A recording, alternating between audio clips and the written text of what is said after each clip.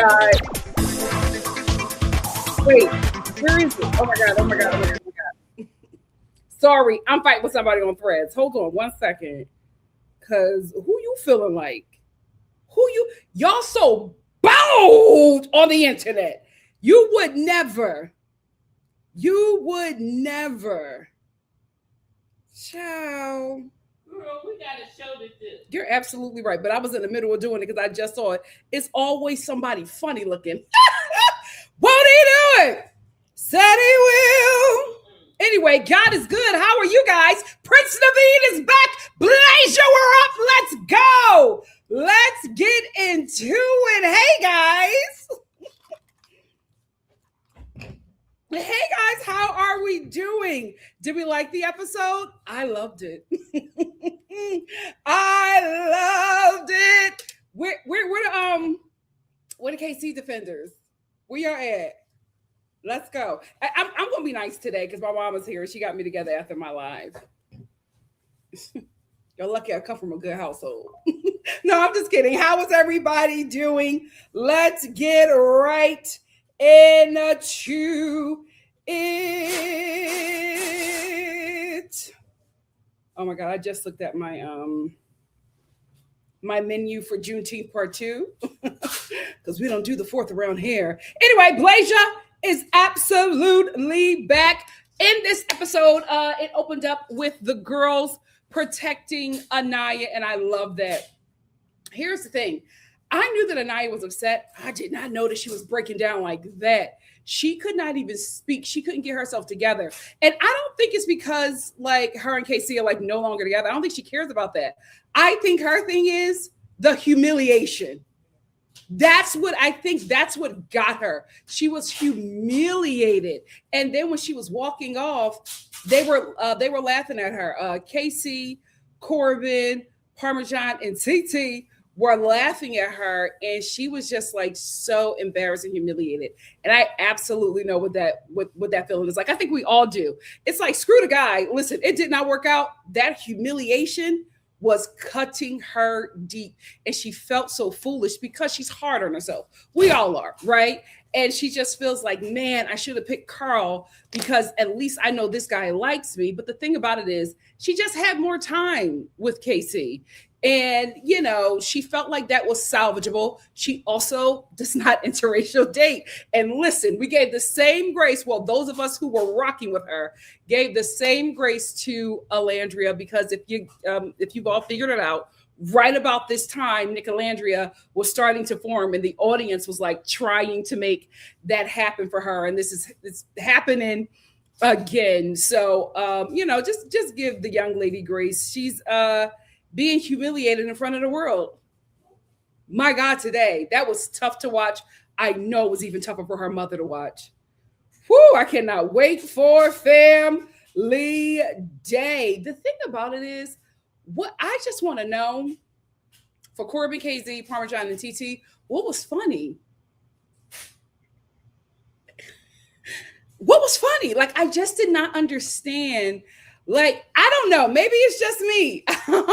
But seeing that girl break down like that, I would have found nothing funny in that. Like, nothing fun in her pain. I just did not understand what the laughing was. And Parmesan was just like, we're older, so we don't think that nothing. It's like something's going on with the mouth. I can't like break it down. It feels like the filler has migrated to her jaw, because there's just like, we don't care, you know, we don't care because, you know, we're older. And TT's like, yeah, I'm 25. Do you know the guys that you are with are 22 and 23? Y'all so dumb.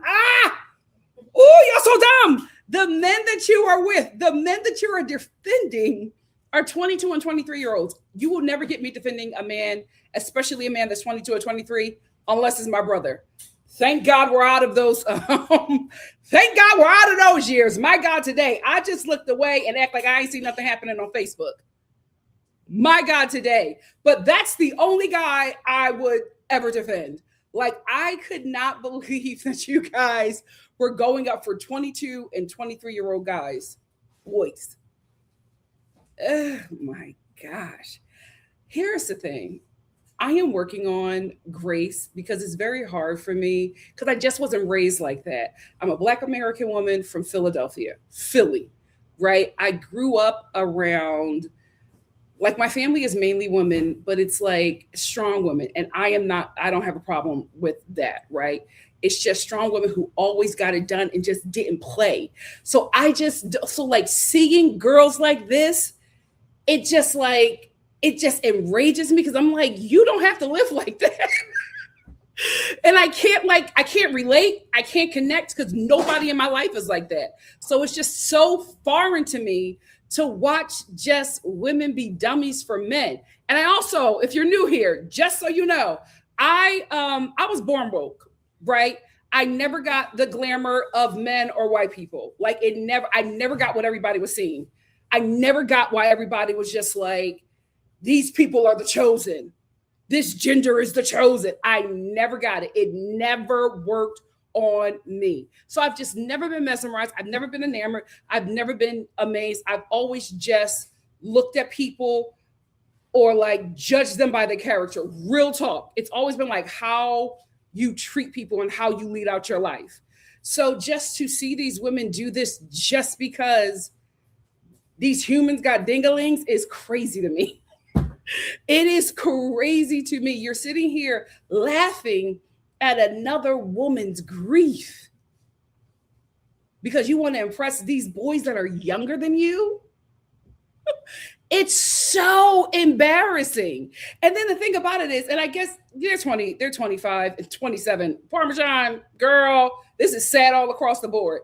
You have lived long enough to know you never laugh at another woman's pain. You soon will see that pain 100-fold. You never laugh at another woman's pain as a woman because you will remember.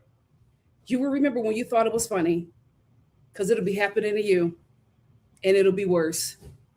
You're old enough to know that. So I don't understand what is going on with that girl. But listen, it is what it is.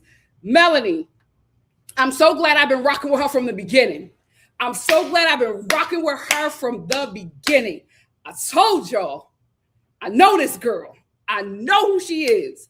And I am so glad I never switched up on her because the way she is showing out, listen, I'm not going to get into that stuff with her and Sincere. Like I said again, if you did not go to middle school, junior high, or high school with Latino couples, especially them Afro-Latino couples from the East Coast, you can't understand this. I'm telling you right now, it is what it is. Leave them alone and let them rock. Do not get involved. So I'm not judging her off of that. She going to do what she going to do. I've seen it play out. I've seen it before. Those two are in game. In game. And every Latino know what I'm talking about. Anyway, I'm just so glad I never switched up on her. I never switched up on her. Now everybody, oh, Melanie is this, Melanie is that.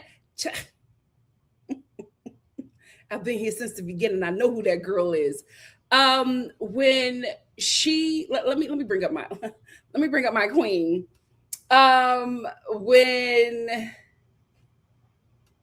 Hold on, let me pick up the comments because y'all are in here talking, and I at least want them to play here.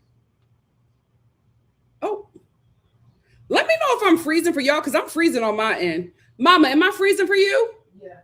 Oh, you are? I didn't see that. I was doing something else. Yeah. I'm freezing for you, Toy? Yeah. Okay. You're fine. Mom, she's frozen.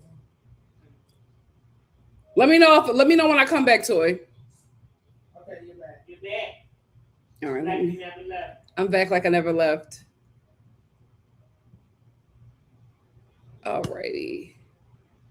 There she is. Let me know, Toy. Let me know if I keep. It's a bit laggy, so ask him now. Thumbs up. We're a little bit behind her. Yeah. If I'm still lagging, guys, let me know because I'm gonna have to come back out and come back in. So just let me know if I'm still lagging for you guys. I brought the comments up so you guys can let me know.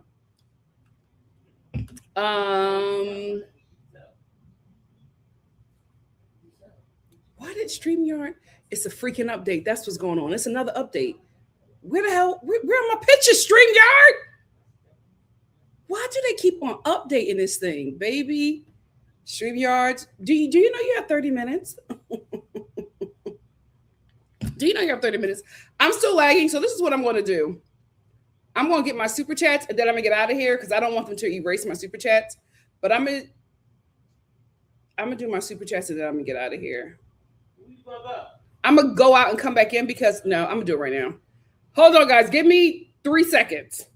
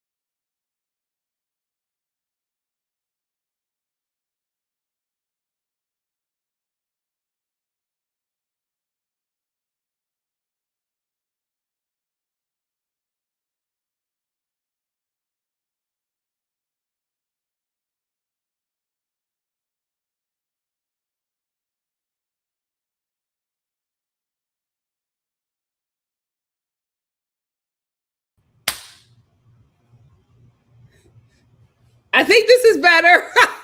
Please let me know. Give me a thumbs up if this is better. If I'm like,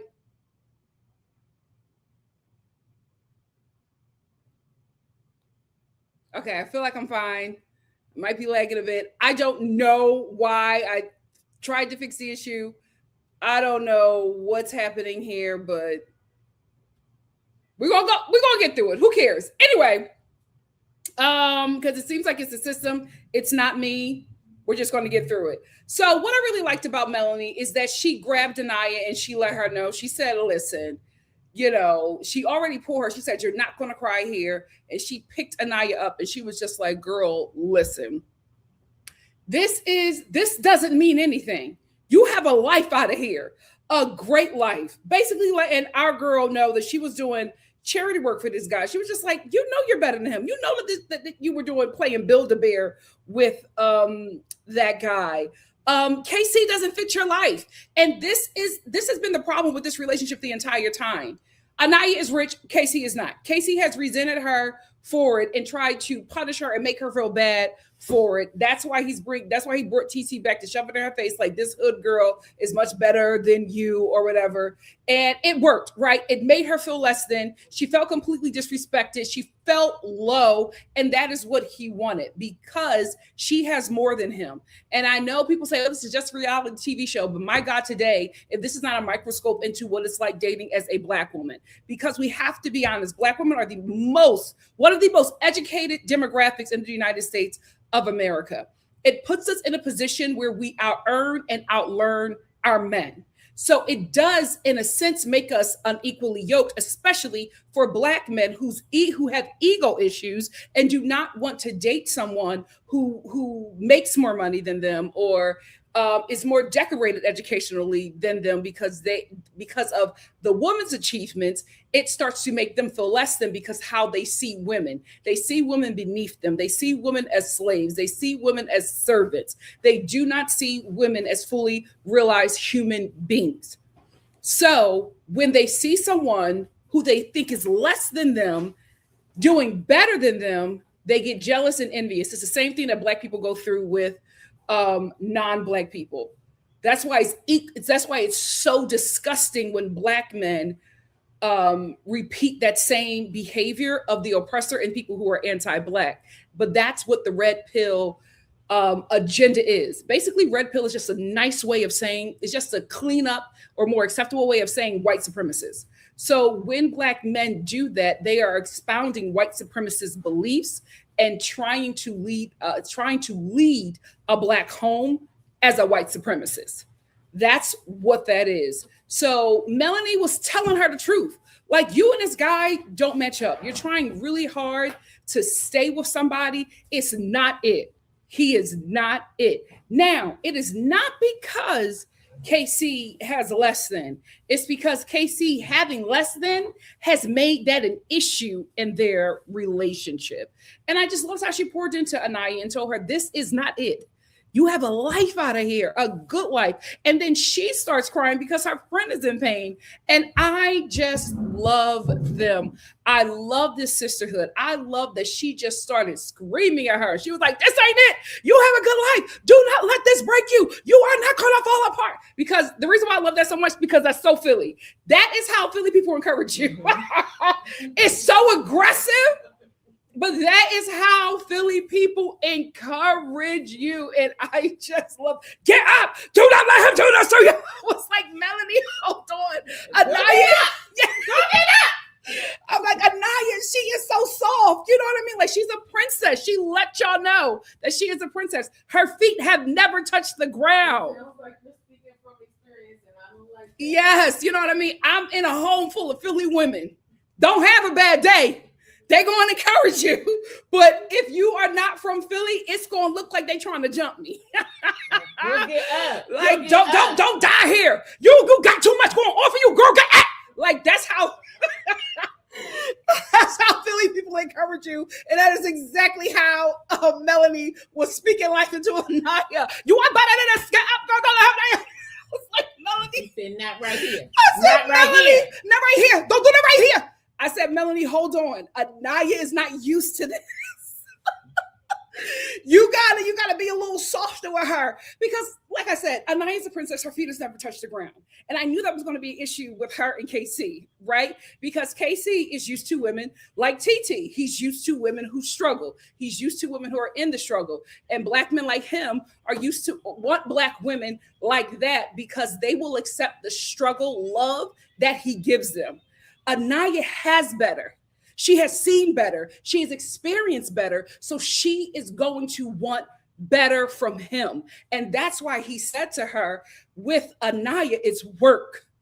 With TT, it's easy. And he meant that to his core. And I wish TT would have caught that. Because a man calling you easy is not a flex. It's not a flex. With Anaya, there was effort there. He had to treat her humanely. He had to come up to her level. He does not want to do that. Right. He needed to bring her down. That is the only way that he would be able to be in a relationship with her. And that is what is happening with a lot of these men who are ingesting white supremacist rhetoric, right? Because in a white supremacist society, in a white supremacist household, the woman is nothing. She is a slave. And when non-Black men and when non-white men adopt that mentality, it comes off as patriarchy. Because patriarchy is under white evangelical nationalism, which is just patriarchy, which is just white supremacy with Jesus Christ plastered in front of it. So they were never going to work out because his mind is not where her mind is. He has to choose somebody who is used to the struggle, will accept the struggle and be like, well, my man, he's a Black man. He has it hard. I gotta take the hits for him so that he can rise. That is trauma. And that is a sickness in my community. I hope one day, maybe Gen Alpha will get healed and delivered from that and break that generational curse.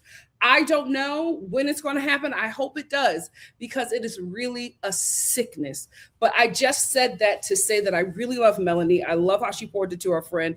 I love how she uplifted Anaya and did not let her crumble. When Anaya went down, she went down. But then she lifted her up and she said, no, you are not, this is not going to break you. She said, it feels like it's the end of the world because we're in here right now, but you have a life out of here, a good life. Then she let her friend go sleep in soul ties. And the very next day she got in, even the same day, when Anaya got ready for bed, she was in soul ties under the cover breaking down. She was talking to, Melanie was talking to Trinity and Kayla, and she heard her friend, she heard Anaya with the, she said, oh no, excuse me. And she went back to check on her girl and got under them covers, and she made sure that she was okay. She stayed under them covers till there were no more tears for Anaya. And then the next morning she got under them covers and made sure that her friend was okay. Right. Sisterhood. Yes. Sisterhood. I loved every moment of this, and I'm so glad I never switched up. Everybody was hating on that girl, and I remember I went to war in this chat for this girl. But look at us now, baby. Look at us now. I'm so glad. I knew Philly wouldn't disappoint. So proud of you, Melanie. Again, I'm not speaking on her and that man. I know what this relationship is. I'm a mind my business. You should do the same. Let's bring up Anaya. Because we talked about this briefly early on in my Love Island reviews. I think week 1, we talked about this. Woo, nobody knows it. There she is.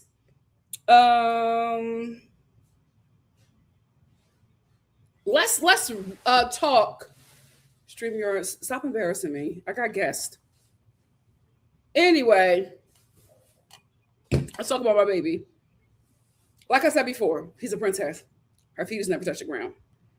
Give all of them grace. Even though I can't stand Casey and Corbin, they're 22 and 23. I know you weren't doing that at 22 and 23. I just have faith that they will not be doing the same thing at 33. Now, if they are, whack them. But right now, like, these kids is if they went to college, fresh out of college. You know what I mean? And college is just a sleepaway camp. It ain't the real world. So, can't stand them, but these are very young people. Very, very young people. Anyway, with Anaya, like I said before, she's a princess. Her feet has never touched the ground, right? She don't know struggle. She don't know struggle. So with people like this who live a very charmed life, when they get from up under their parents' protection, like many of us, they get like harsh lessons. And the reason why those lessons are so harsh for them is because they've never struggled. Like now, if it was me and you, the hood chicks from the Philadelphia inner city, if I was up there and Casey came back with somebody and I didn't have somebody, I would have looked at him and been like, we good, right? And if Ariana would have said, Nikki, do you have anything to say? I don't have anything to say. Congratulations. Right? That's all I would have did. When this was all said and done, I would have went in that bathroom away from them cameras with my girl Melanie, broke down and cried, gave myself 24 hours, and then I would have woke up with a new rage. Right? I would have iced that boy out like Kenzie, and I would have acted like him and his woman never existed. Why would I have done that? Because I have experienced some struggles, even under my parents' care. Why? Because I grew up without financial access to things. And I'm telling you, as somebody who did not have money growing up, who came into a bit of money in my little bit of in my acting days, Lord, let them come back. Life is a lot easier when you got money. There are just things that I do not worry about that I worried about before. But now with a little bit of coin, it's like, oh, it's just so much is off of you, and you become, in a sense, naive to the struggle. Yes, I still remember, but there are just still some things that I'm just like, oh, I forgot that it was hard like this. She has never experienced that. So when she experiences a struggle that her mama and her daddy can't save her from, that money can't get her out of, she is going to react in a way where the rest of us who grew up in a struggle are like, girl, get up. It ain't that deep. Melanie grew up in the struggle. That's why she can tell her this ain't the end of the world, because she struggled. She hasn't. And she's getting this life lesson. And it's harsher for her because this is new for her, and she's getting it in front of the world. That is why she reacted the way she reacted, because of the humiliation. Yes, we all have probably went through something like this. We didn't go through it in front of the world. The world is watching this girl be embarrassed by a man that she really liked. And we are watching her be embarrassed. But we also know, because movie night is back, we also know that she's going to get embarrassed again. So I'm just like, get a girl grace. I mean, I know some people cannot stand her because she lived in a very charmed life. I don't understand that. As somebody who struggled, I just do not understand not liking people who had more than you when it's not their fault. I dislike the rich when they use their wealth for evil. I like them when they use the wealth for good. The Obamas are wealthy. I love them. So I just do not understand disliking somebody just because they have money.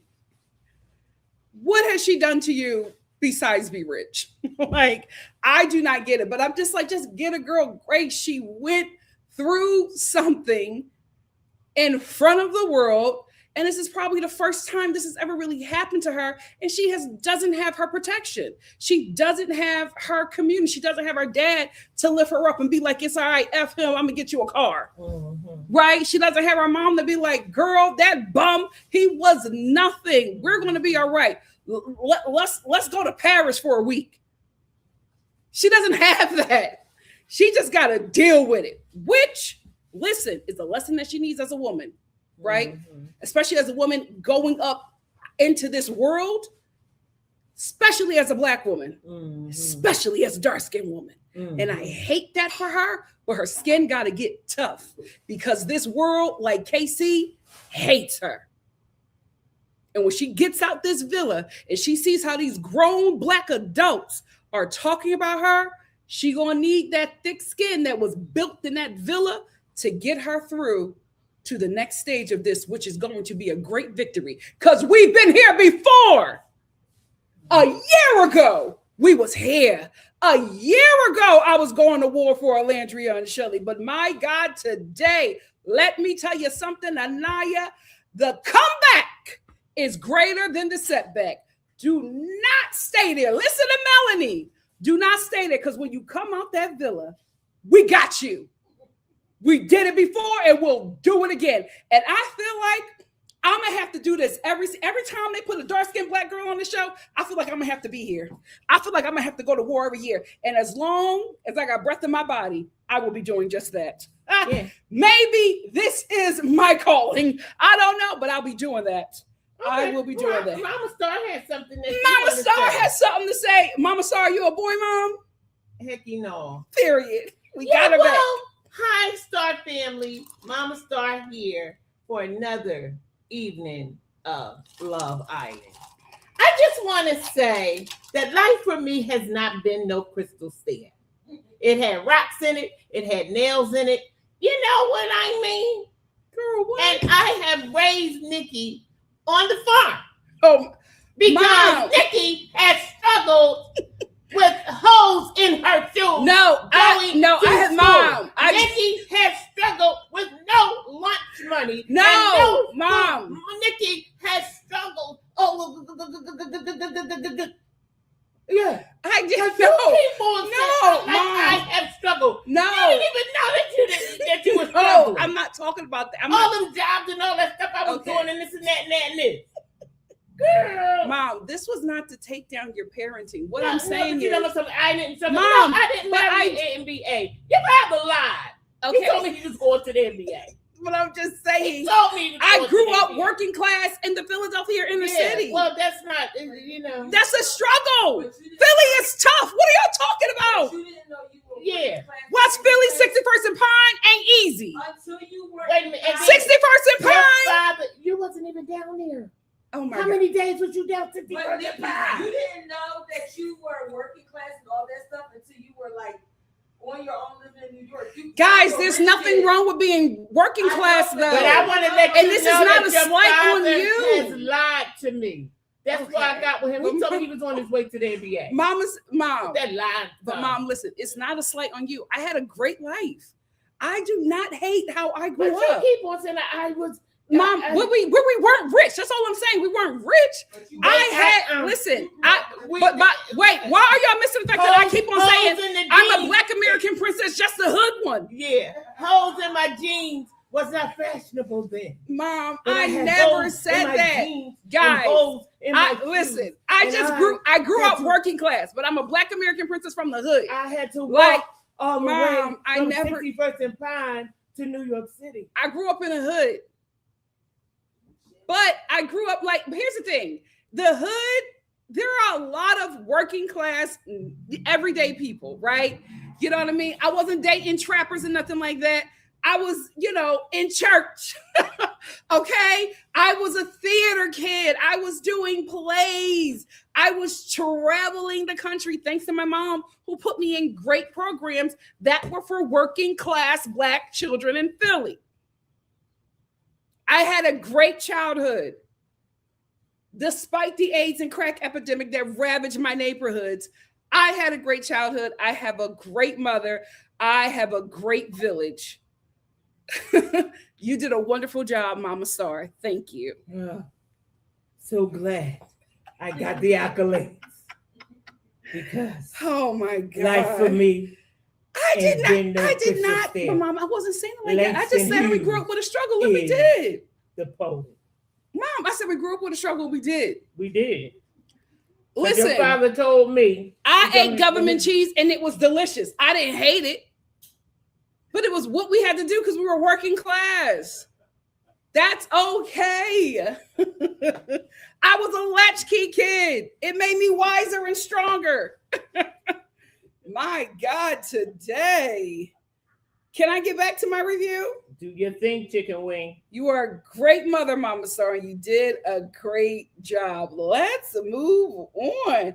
Oh, so the Villa girls who are supposed to be bullies went up to the Casa girls after they cussed them out, said everything about them in Casa and now in the Villa. Trinity goes up to them and apologizes along with Kaida, telling everybody that they're beautiful. She don't want no beef. She just mad at the guys. But those are the ones that people have been calling bullies, the Villa girls. Trinity, the bully, went up to TT, who was trying to get physically violent with her, went up to her, apologized to her. She did not have to, but apologized to yes, her she did, and told her and all the HR stepped in. Yeah, they came here and had a conversation. HR stepped in. Not the Bad Girls Club. Absolutely. I need y'all, because this show that we're running is like this. And Absolutely. they talked to all of them and said, now we're going to do this show, make up. But I just wanted to point that out because everybody yesterday, not everybody, but people yesterday was like, oh, the Villa girls are bullies. They're all apologizing, calling everybody beautiful, saying that we just got beef with the boys. TT made up with Melanie right away. And that to me, it definitely was an HR conversation. And with TT apologizing first and being like, Melanie, I have no problem with you. It definitely was something because Melanie disappeared and Kenzie disappeared from the shots. So something happened. But the girls are all in a good place. They all made up. And I was just happy about that. Even Anaya pulled TT. She apologized to her. I don't think she had to, but you know, it was the bigger, you know, the thing to do to look the bigger person. But they squashed their beef and all the girls were just like, listen, we are not mad at y'all. We are just mad at the guys because we thought we were friends with them. And then they talked about us like this when they were with you. And here's the thing. The girls have not even seen the worst of it. So we're going to be here again. I hope the Casa girls know to shut up. I think Parmesan is going to keep on talking because even when the girls were just like, listen, we're just mad at the guys. We're not mad at you. She goes, guys are going to be guys. You need to let the guys be guys. Girl, what? You the man that they gonna mess up. So you need to let the man mess up. What? Why are you? The thing about Parmesan that is so disappointing is that she is choosing a life of disrespect. She's prophesying a life of disrespect and pain. Because her excuse is that men are like this. So this, you just have to accept it. So you are already letting us know that your future and your life, when you are with a man, and even when you have bore him children, you are going to let him disrespect you because you have made up in your mind that because of his gender, that because he got a ding-a-ling, he can disrespect you and it will be okay because that is what his gender does. Why are you preparing for such pain? Why do you think so little of yourself that you feel like you deserve a partner who would do that to you? You're already making excuses for the disrespect. I'm not even angry watching her. It's just sad and disappointing. Beautiful girl. Not bright, but beautiful girl. And she has just set herself up for so much pain. And I'm like, what has the women in your life gone through that you've come to this conclusion? It's so sad listening to that girl. A man is gonna be a man. So you just have to let it happen. What? They're telling you that these guys presented themselves as friends and then got around you and started spewing nonsense about them. And that is what they were upset about. And you were making excuses for them because of their gender. How sad. And when she was saying that, Trinity was looking at her like, Trinity was so disappointed. Trinity was just as disappointed as I was looking at Parmesan. Trinity was just like, okay, girl. Anyway, she was just like, how sad that is the life that you want, but that won't be me. That won't be me. Let's get to Melanie and Sincere. They make up again, but here's the thing. What's going on with Melanie is that her gut, her women's intuition is telling her that this guy is going to do it again. So she's embarrassed because she's just like, everybody is telling me that you're doing these awful things. And you just think coming back here, apologizing to me, and that is going to be okay. But you are creating a pattern where you are going to do this and all you got to do is apologize and it'll be okay. I And agree with sincere, her. but here's the thing: sincere is an understanding because Melanie, you don't give him any consequences. You yell at him and then you take him back. Sincere has a young Latina mom. You think he hasn't been yelled at from South Jersey? You think he hasn't been yelled at? And sincere, I don't know his dating history. One can assume that he dates Latina and Black women.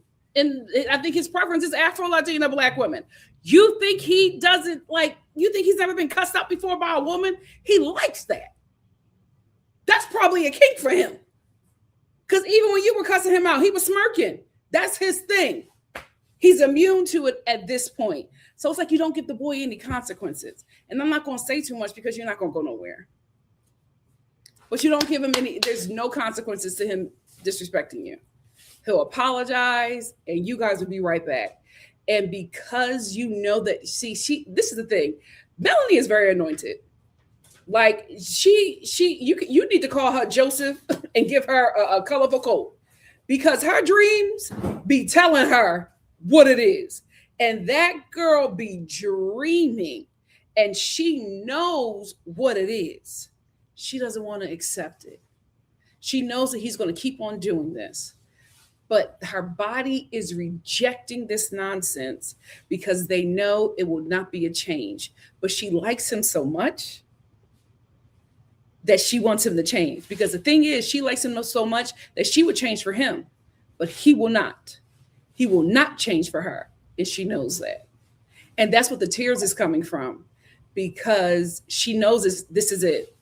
And she doesn't want this, but she's not going to leave. And it's just so sad to watch because she's such a good person. But this is a canon event for her.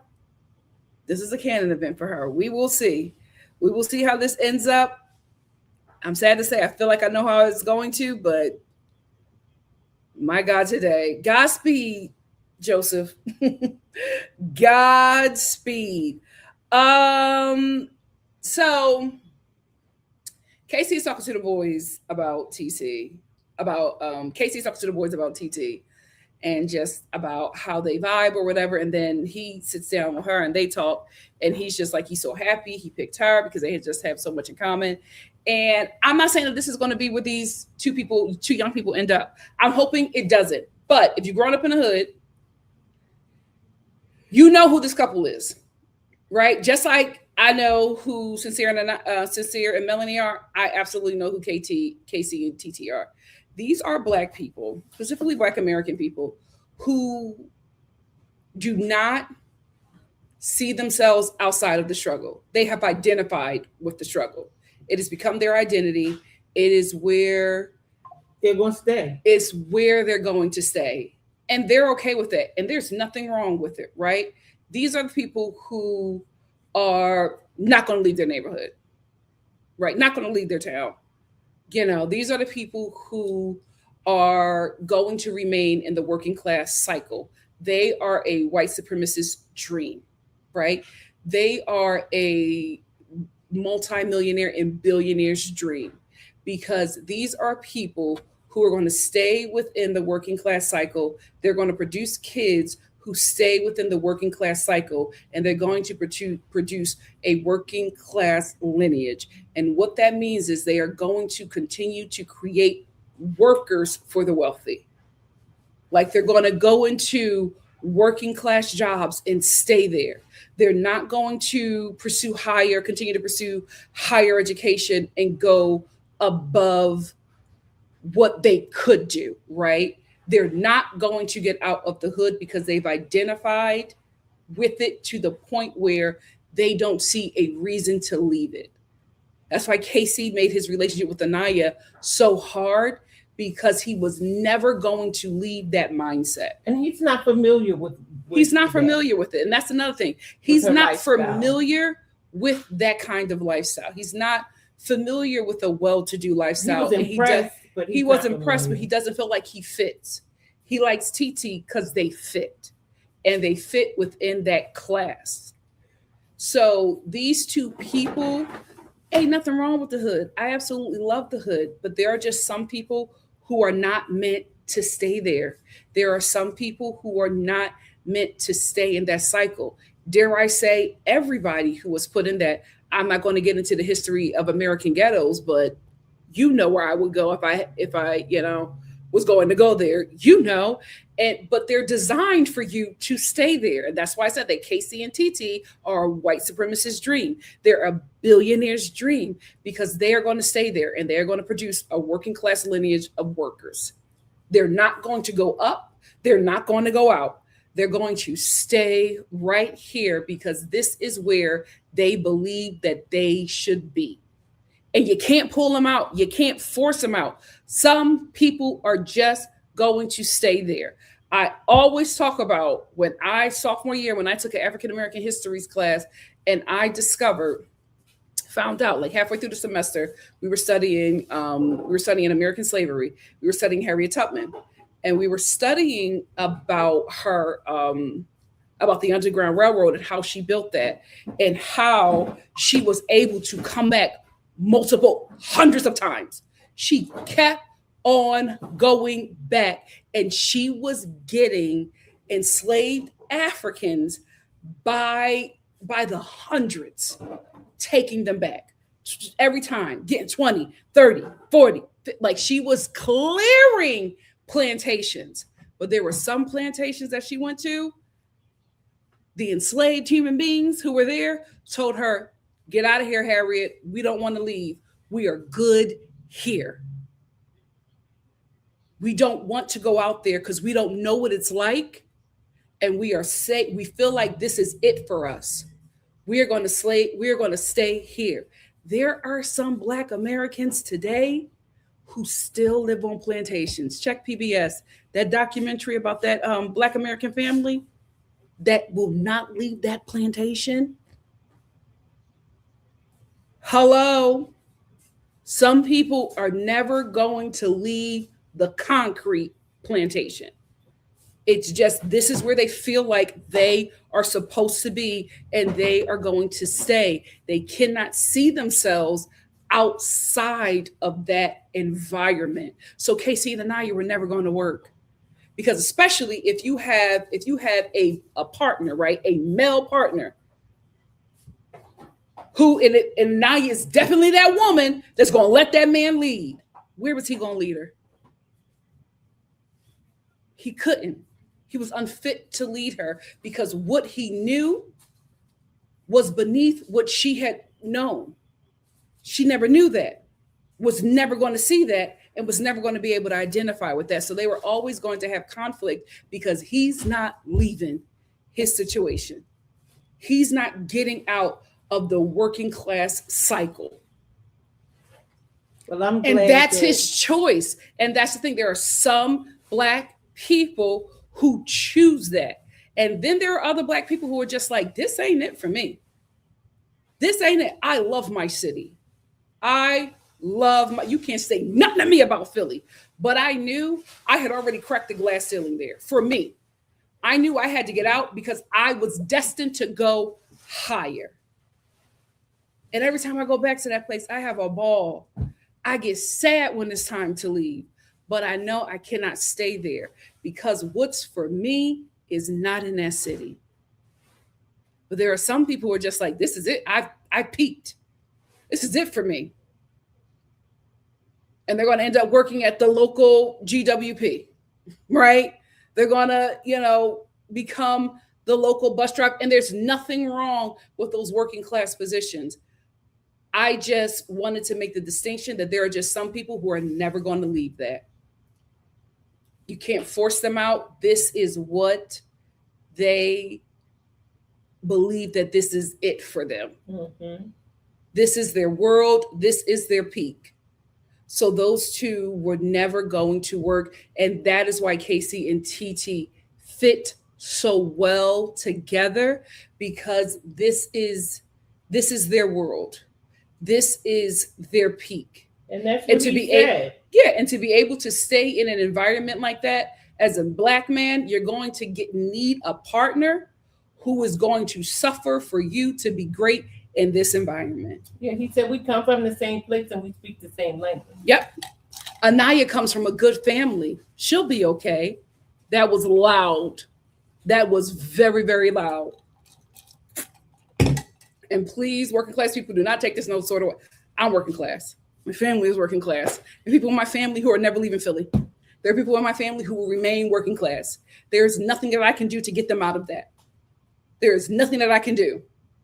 And every Black person who has touched wealth or who has, had some kind of grandeur, and like you're the only one, that there are just certain people who won't. Grandma ain't never leaving her house in North Philly. Mm-hmm. Grandma like it here. That's Grandma not leaving that. Meek Mill grandmother. Yes. She was like, no, I don't want to leave. He got her to leave. Grandma, all my friends is here. I grew up with everybody. Yeah, Cardi B's family. Like, there are just some people who are just like, I'm working class till I die. This is it. Right. Not my mama. My mama said, I'm going up. See you later, bye-bye. My mama said, I'm going up. Okay, but that's just it. And that's just who they represent. And although I didn't like how he treated Anaya, I think he picked the perfect partner for him. Yeah. Those two, Black Americans, Sincere and Melanie. Yep. That is their peak. That is their peak. So I'm interested to honestly see how this couple works, because I do think that they fit. I do think, like Casey said, they are from the same place and they have that in common. Nothing wrong with that. My issue was how he treated Anaya. And but I do think that he found the right partner for him. And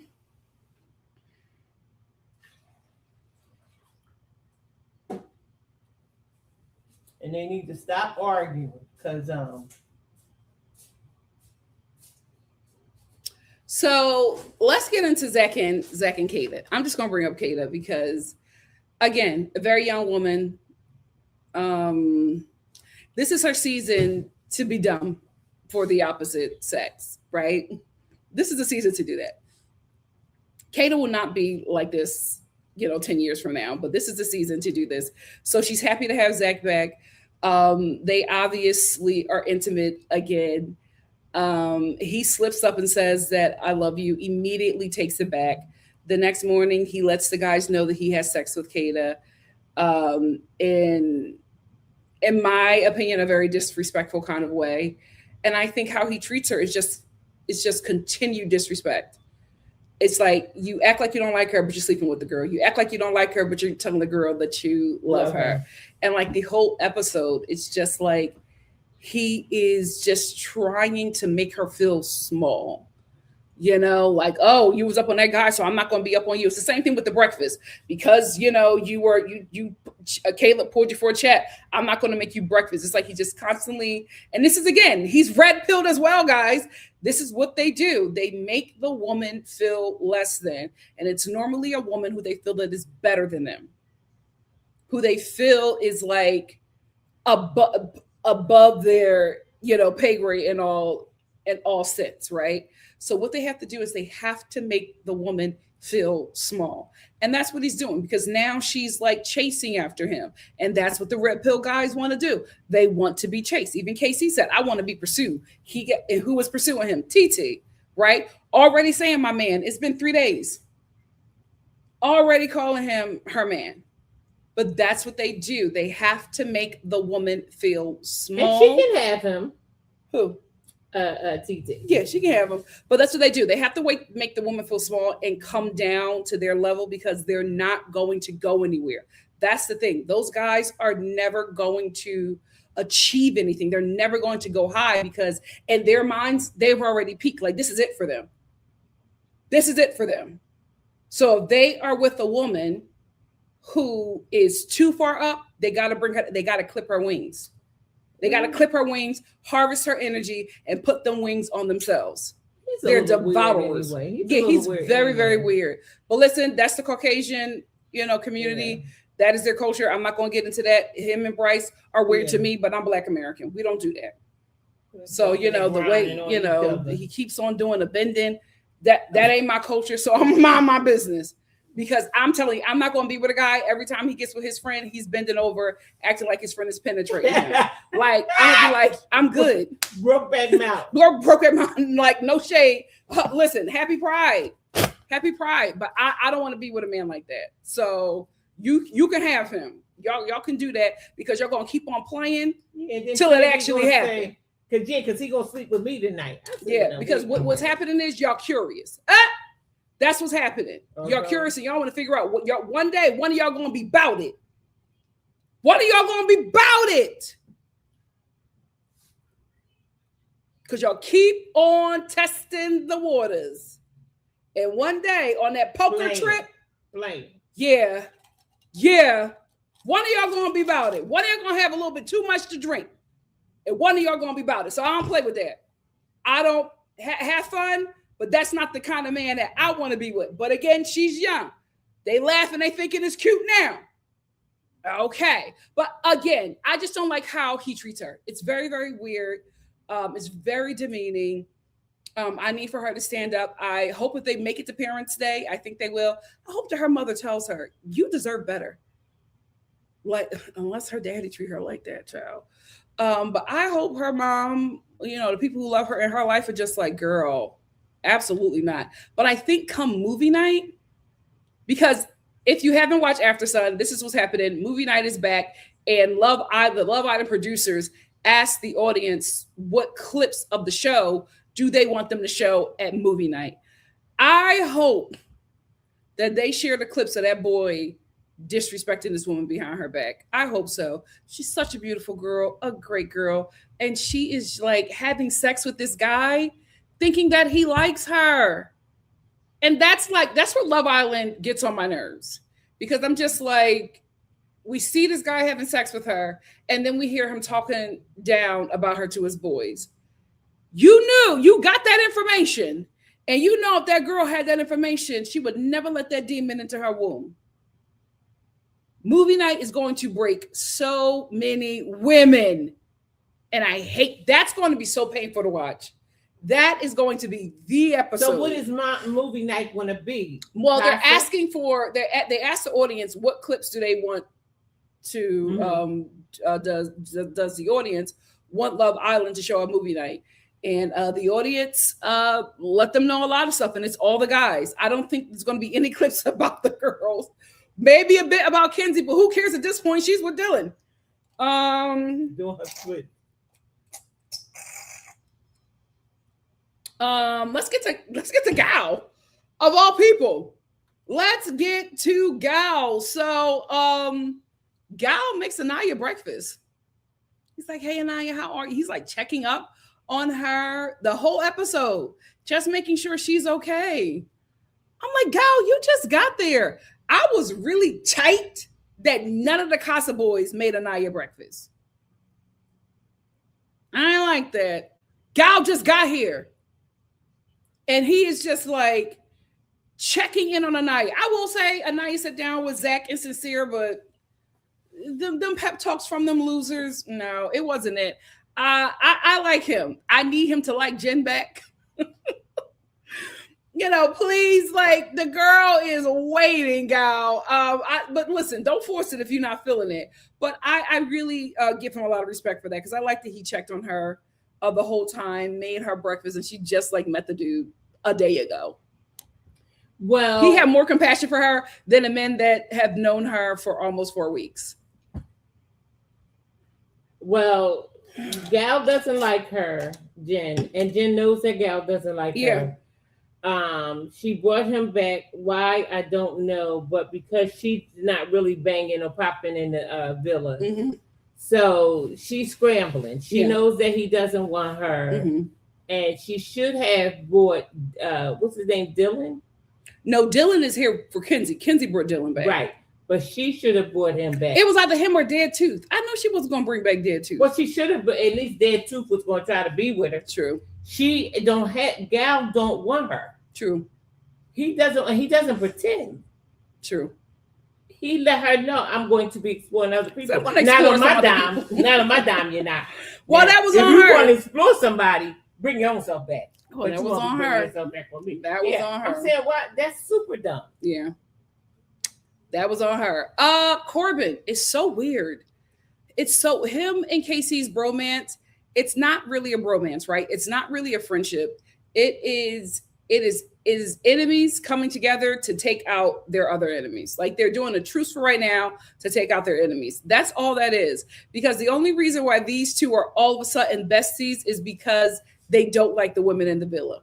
These two were planning. That's why Parmesan and TT came in the villa like that, because of those two, because of Casey and Corbin, the ones that said that they're going to run the villa. They were hyping them up, telling them all kinds of nonsense so they could come in the villa and be on 10. And that's exactly what they were doing. Because for some reason, this entire episode, he got Anaya's name in his mouth. For what? Who, Gal? No, Corbin. Casey don't like her, right? Never liked her, right? Done with her.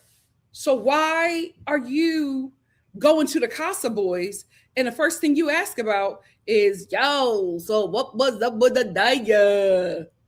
What? You're not in a coupling with her. You were never interested in her. So what was that about? And we later find out. Yes, we later find out that he was getting tea on Anaya from the Casa Boys to take back to KC. But why are you taking that back to KC? Why does KC care? Right. Very odd, because the Casa Boys, he wanted them to give him some tea to drag Anaya, and they started praising Carl. They were like, she was with this great guy named Carl.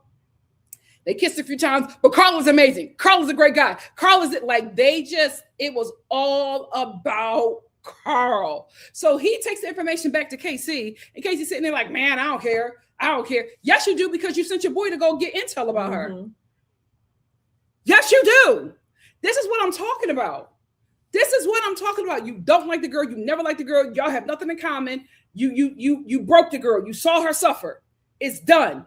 Why are you still doing this nonsense? Yeah, why is her name still? Why are you telling the guys it's up in the air if you're going to talk to her or not? Your girl that you wanted is here. Why do you care? Why do you have this big loser getting intel on her? It is just so weird. It's like, if you don't like her, leave her alone. Why are y'all constantly going after her? It's bullying at this point. It's bullying, and it's so weird because it is coming from men. Leave it alone. But this is the thing. Jealousy. I'm telling you, woe to any woman that comes across a jealous man. Some of y'all married to them. Some of y'all married to y'all biggest haters. A jealous man is a dangerous man. It is so weird. Yo, so what was Anaya doing? If he would have asked about Kenzie, I would have been like, oh, okay. Because he wasn't a couple with her. He was French frying her. So I get it. You're asking about Anaya of all people? Very weird. Very loser behavior. Well, he asked about her because, like you said, KC wanted to know. Mm-hmm. He went to get some tea or to find out what was going on or whatever. So when he take it back, he would have something to say. Mm-hmm. But to me, she didn't do enough for herself. Yeah. She was so busy concerned with him that she didn't do enough. But I'm low-key kind of glad that happened. Yeah, I hate the way that it happened, but it was a life lesson that was inevitable. She needed to have that life lesson. Yeah, she dodged the bullet because unfortunately it was in front of us, in front of the world. But she dodged the bullet. Yeah, he's not a good guy, and she didn't need that baggage. Yeah, because that's emotional stress. To have a guy that brings you down, Captain, bring me down all the time. That's the worst. And honestly, Anaya, if you ever watch this, girl, you help free a lot of women. Okay. You help free a lot of women watching that, because a lot of women could identify with you who were probably in that very same situation. A lot of well-to-do women were probably watching you in that it was just like, I gotta cut him loose. Put that behind her, like whatever conversation that they all had with all the women in the villa. And I'm glad that she showed up a different way. She said, listen, I apologize, no hard feeling, y'all go forward. And see, when a woman is done, leave her alone. leave her alone. Just So leave he it can alone. take his little raggedy self and go head on with his girl. But I hope he make it out the villa with her. He won't. She already said his breath stink. She's like, I'm not kissing you until you brush your thinking mouth. Yeah. Oof, Lord, woe to a man and want an educated woman. My props to the man and want an educated woman. And he anyway, ran in the bathroom, brushed his teeth. So he could get a kiss. Said, oh my God. His relationship is a humiliation ritual. Yes, and he is, just dancing to the beat of her drum. And that's why I say leave them where they at. Sincere and Melanie. This is the thing. I'm telling you, Melanie is anointed. That girl is a prophet. Because her and Sincere are sitting down and they're talking about Amora. And she's just like, I just do not like how, I'm finding out this stuff by everybody. And you're kissing on a girl and you're doing all this stuff. And you're saying, oh, I just got to explore. But you're coming back to me. And Melanie feels played because she's just like, she knew he was over there having a good time, knowing he was going to come back to her. And she's crying. She's just like, I just don't like how I'm feeling. And I'm telling you, it's because that girl knew that Amora was coming back. I don't think her spirituality hit that mind yet, but they listen, her ancestors, her spirit guides, whoever's working with her, knew that Amora was coming back because Melanie she then goes, after she cries with Sincere, she goes to the glam room and Trinity goes after her. She's like, you okay? She's like, no, I'm not. It's like, I'm not doing well today. Like something's going on. Like I'm not okay. Girl, that body knew what was coming in just a few hours because she's like, I can't stop crying. Like, I don't know what is happening. It was probably your body from the future that was weeping because they knew them tears was coming because Amora was walking back into that villa. I will also say this about Sincere. Oh my gosh. He is the type of guy who will cheat on you and say, but I ain't love that girl. I love you. She not you. Like she was just some hoe that I bang. Like I don't F with her like that. I want you. Because he's talking about Amora. He's just like, I had to do that. I had to explore her. But he was just like, it wasn't nothing. We were just doing like a little bump and grind. That's the little bump and grind is the problem, Sincere. That's the problem. He thinks that just because he's being intimate with a woman that he doesn't like, or that he doesn't like as much as he likes Melanie, and is not going to stay with that woman, but go back to Melanie, that it's okay. He thinks that doing all of that is okay because he don't really like that girl. Melanie, oh, you are just setting yourself up for just 20 years of this. What you're feeling right now, you're setting yourself up for 20 plus years of this. Oh, don't waste your good years on the scrub. My God, today.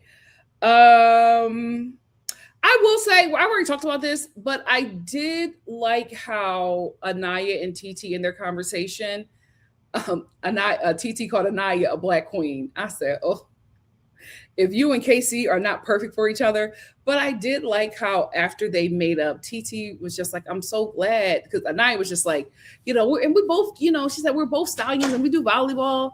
And TT was just like, I'm so glad we made up because I really want to hang out with you. And I know it was an HR conversation, but I just really like that because had it not been for men, women would be cool. We would be cool, but there are so many good relationships, good girlfriend relationships that men just get in between and just ruin it. But what? Yeah, I don't. Mommy not feeling TT. No. Even after she apologized, you're not making up with TT? No.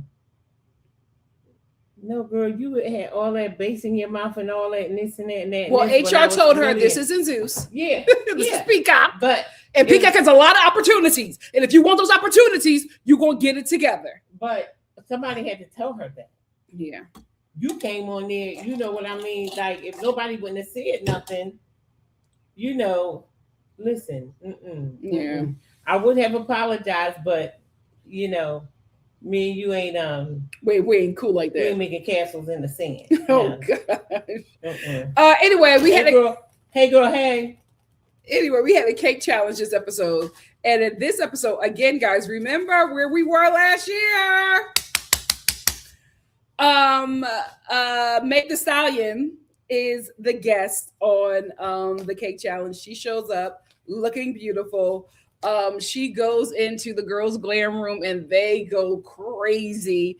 Kenzie immediately pops into a split, and the guys they hear screaming. They don't know what's going on, and they think it's just because Kenzie did a split. And Dylan goes, "Kenzie's doing her splits again." The fact that the Casa Boys know about Kenzie clam slamming all the time, and even Meg said it. She was like, "Oh, there goes Kenzie by clam slam," and Kenzie didn't react because she doesn't know that that's her name. That's the one thing about this show that I love, because I remember last year when everybody kept on saying to Nick at Family Day, "Mama, Mamacita," and he didn't know what they were talking about. He was like, "Why is everybody keep on saying that to me?" Like, I just think it's so hilarious. Kenzie does not know that her nickname is Clam Slam. So anyway, May comes in, she greets the girls, she says, sweet things to them. That's how she does. And then she leaves and she goes to the boys' room, and they are enamored and so excited. And she's like, "Boys, who's gonna give me a tour?" And Bryce was like, "I guess it'll be me." And I was like, maybe you and Trinity may work out of the Villa, Bryce. Because he couldn't wait to get next to Meg and took her around their room. It was a really, really cute. And Meg is a great host. She really, really is. I want to see her hosting more things. She's really, really good at this. So in this cake challenge, it's like musical chairs, but it's musical cakes, right? So they're playing Meg songs or whatever, and you got to clam slam on a cake. If and the last person clam slamming on a cake wins. The last person clam slamming on the cake is TT, because mother was twerking and everything and getting it together. I will say this. I know that a man put this challenge together, because a woman producer would not have women in panties clam slamming on a cake. Hello, yeast infection. That's the only thing I was thinking about. I was like, I hope they washed out their coochies with some honey pot foam wash. Quickest way to a yeast infection. And who wants a yeast infection on the show that's about sex? Oh, Lord. So anyway, in this challenge, TT and KC end up winning. And I felt so bad for Anaya. Because here's the thing. They work. KC and TT work. They are in sync with each other, and poor Anaya had to watch that. I will say Dylan is absolutely here for his acting career. He is such a ham. I'm like, for you to be that comfortable and you just got here, he's an actor. He is absolutely an actor. Then what's next for that? TC wins, then KC wins. Zach go ahead. and what's her name? Kenzie did the eating.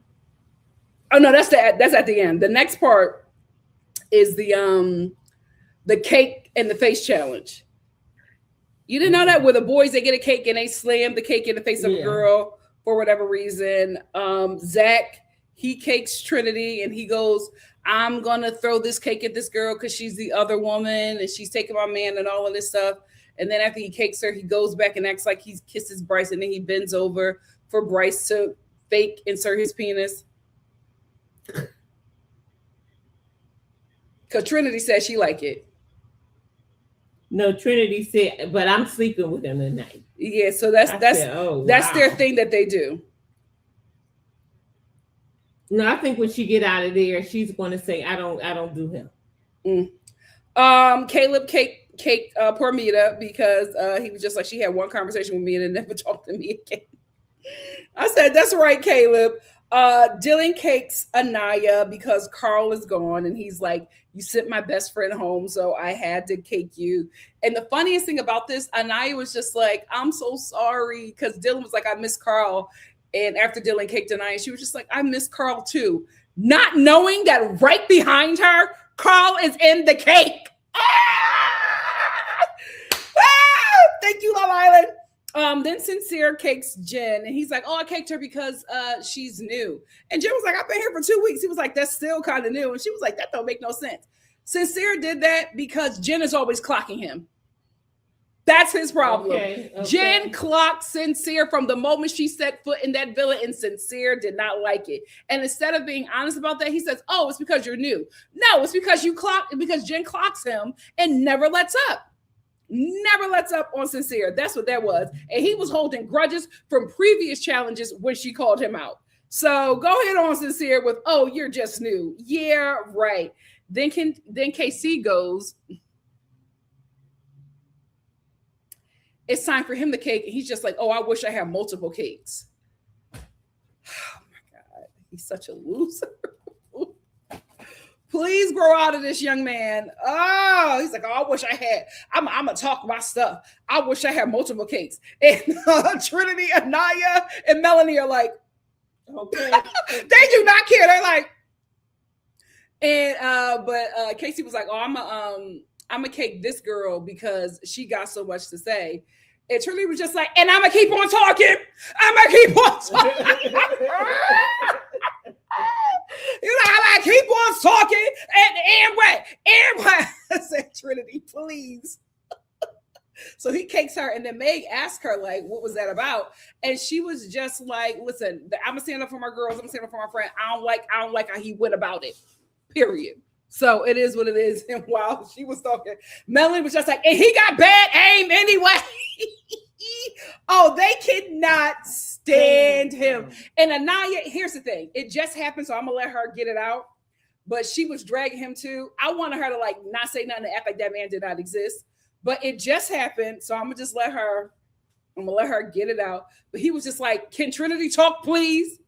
And Anaya was just like, "No, I can talk. You need to shut up." He's like, "I ain't going to do nothing." I'm like, I hate it. So then the next person to so before Casey is done, May gets on him about not treating Anaya right. And I was like, ooh, let me tell you something. May getting on Casey about how he treated Anaya changed the game for that boy. Because I'm telling, especially Zach the gamer, I'm telling you, all them boys that's in that villa gaming, they recognize that if Meg is saying this, America is saying the same thing. And they recognize that America did not like what Casey did to Anaya. The game has changed for him. Because they was checking up on Casey before. Now, they realize that he a liability. Yeah, they're gonna try to get rid of him. Yeah. And when Meg was getting Casey together, and I was like, period. So and this is how I know the guys know that Casey is not liked outside the villa. Because when it's Corbin's time to go up, all of a sudden, Corbin is a different person, and he starts apologizing right off the bat. Yes, he did. "Oh, I know the girls were mad at me, and I just want to say I apologize. Like, that was not right. I'm sorry, ladies." Yeah, when they told him that they had watched our live, he said, "What?" I said, "Wait, who is this?" I thought the Villa girls were high school and the Casa girls college. I thought it was that. I thought the Casa girls, they're going to run the villa. I thought it was all of that. Now you get up there and you apologizing. "I'm sorry." And Kenzie just started cussing him out. She just started, it was after he caked her. Kenzie just started cussing him out. And he was just like, "I understand. I deserve it." I said, "Oh, you realize that your boy not touching that money?" Yeah. that may change the game for KC. Mhm. Thank you, sister. Girl power. Girl power. I will say this. I felt like Meg mediated that entire conversation Mhm. with Corbin, KC, Trinity, and Kent. I think she did such a good job. Andy, that might be your new host. I felt like Megan did a good job. A really, really, really good job getting everybody to speak and getting everybody to be cordial and still like move on. She did a good job. Then it was a girl's time, and then it was the girl's turn. So instead of getting the cake to cake somebody in the face, they got cream. Sincere was just like, "Why they got that?" He was like, "Where are the cakes?" So they get cream. Kata, she gets her cream and she goes after KC, and she was just like, I'm creaming this guy because I don't like how he did my girl. And KC is just like, oh please. And she was just like, what? Boy, don't talk to me. They cannot stand him. None of them. She was hot. Then Jen goes for Corbin and misses. And she goes for Corbin because of Kenzie. And Meg was just like, who were you aiming for? And she was like, Corbin. And they were like, oh, okay. Hello? Are you locked out, Toya? Why were you knocking on the door? Oh, can you guys tell me why Permita creamed Corbin? Don't play with me, Corbin! I'm like, why did you pop? I didn't understand that. What did he do? She didn't have nobody else to cream. Is this like premeditated creaming for him? Who else was she gonna cream? She don't know nobody else. She don't know nobody else. Oh, that makes sense. But she kept on saying, "Don't play with me, Corbin. No, don't play with me." Because he played Kenzie, so she's one. Okay. She's one of him. Okay, because I was just like, that don't make no sense. Then Trinity goes and she goes for Bryce. I think that Trinity went for Bryce because the show is just like, listen, well, Casey is going to get it a lot. Let's find somebody else. I felt like because all the girls are going to go after him. And so I think the show intervened because it made no sense for Trinity to go after Bryce after Casey just said all that and caked her. I feel like the show intervened because last year was brutal for the Villa people. And I think that the show is trying to curb a lot of the nonsense, which is why Aftershow looked the way it looked, but it did not go in the host's favor. So yikes. We'll talk about that tomorrow. Then Kenzie goes and she goes for Corbin and she does not miss. Then TT goes, she creamed Sincere. She called him Two-Face. And Sincere was just like, I tell half truths. He said, I tell the truth, but I don't tell the full story. Okay. So that may be where the Two-Face comment came from. Yes, Sincere. That's where it came from. That's where it came from. Then Mel, she says that she's going for Corbin. She act like she misses and get KC. And she was like, oh, oops, I missed. And Meg was like, so that was a twofer. She was just like, yeah, it was a twofer. I love them. My core four, I love my breast pack. Those are my girls. Then Anaya goes, and she goes for Casey. And Casey was just like, first of all, she's really close. Casey was just like, she's closer than all the other girls. Yeah. Did the thing move? Like, why is she so close? And she was just like, I'm going after this guy because I've never been disrespected and, humiliated like that before. And every time she says something, all the girls go, uh-huh. Mm-hmm. She's like, I'm going after this guy because he disrespected me. Uh-huh. I'm going after this guy because I've never been treated like that before. Uh-huh. Like, Casey. Them girls are not playing with him. And I'm telling you, those guys are going to switch up now. Those guys are going to switch up now. She goes for Casey and she don't miss. She does not miss. So now at the end of this, we have two people that are chosen to eat the cake and find the gift or the treat, whatever it is. So Meg picks Zach and Kenzie. Messy boots, Love Island, messy boots. She picks Zach and Kenzie. They shake hands and barely look at each other because let me tell you something. You can say whatever you want about Kenzie, But when she done with a man, she done. My Sagittarius queen. So they both start eating cake or whatever, and Kenzie stops because she thinks she got it, and it was actually just a cake pick. Zach gets it, and it's a heart, and it says revenge is best served sweet. And then Meg goes, she takes the thing from Zach, and she goes, well, what you guys don't know is that America has been voting, and they voted to bring back one boy and one girl. And everybody's like, and Meg goes, from Casa Amor. And as soon as Meg said that, Sincere was like, Sincere knew. Sincere, for some reason, that boy knew. He was so excited. And then Meg said Casa Amor. He was like, it wasn't fun anymore. So the cakes, so the cakes open, and in the cakes is Prince Naveen. Prince Naveen comes out like this, flexing or whatever, and everybody goes berserk. All the Casa boys run over the car. He is so freaking popular. All the Casa boys run over. It's like, oh my God, Carl. So he's like shaking everybody's hand, and Anaya is just looking at him like, yes, queen. And then Amora comes out, and all the girls run over to her, and then like, you know, Meg announces them and like says, welcome to the village. She says these two people were brought back by America, so they are now here in the casa, here in the villa to explore. And Sincere is just sitting there the whole time like this, and Mel is like, America, y'all messy.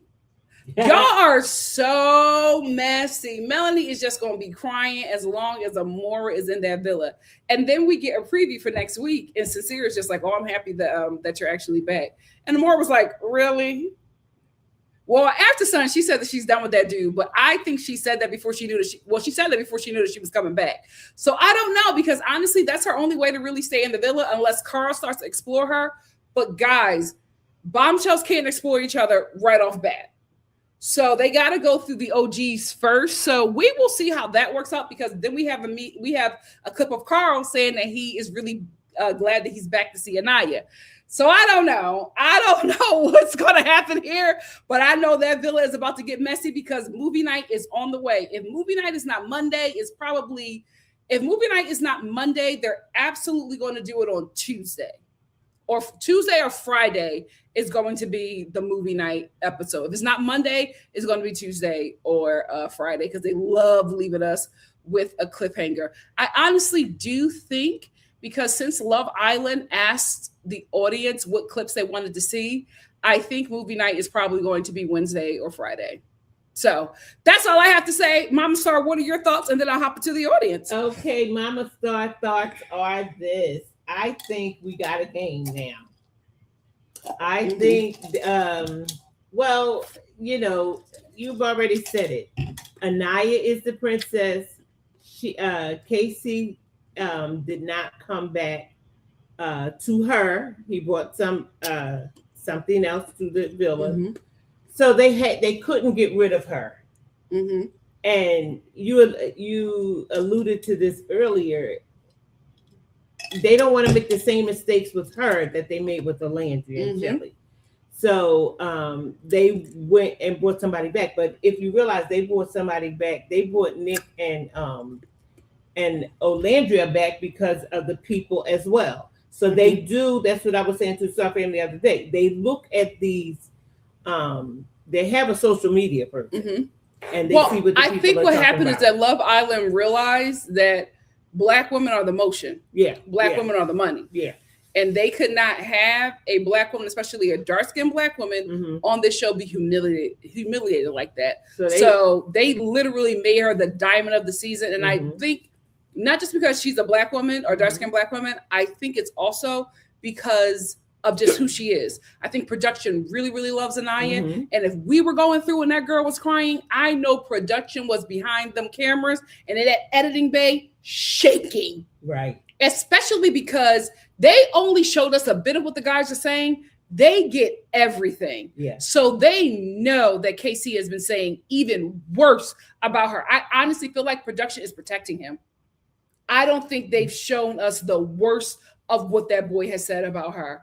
And I think they love that young lady and were just like, she can't go out like that. Yeah, and because they made up this rule to bring back somebody from Casa. Right. For her. She is the diamond of the season. Right. And they can't have that stain on the show again. Yeah. This season. So I'm happy that they learned or tried to fix something that was broken from last season with this season. I am glad they brought somebody back for Anaya. Me too.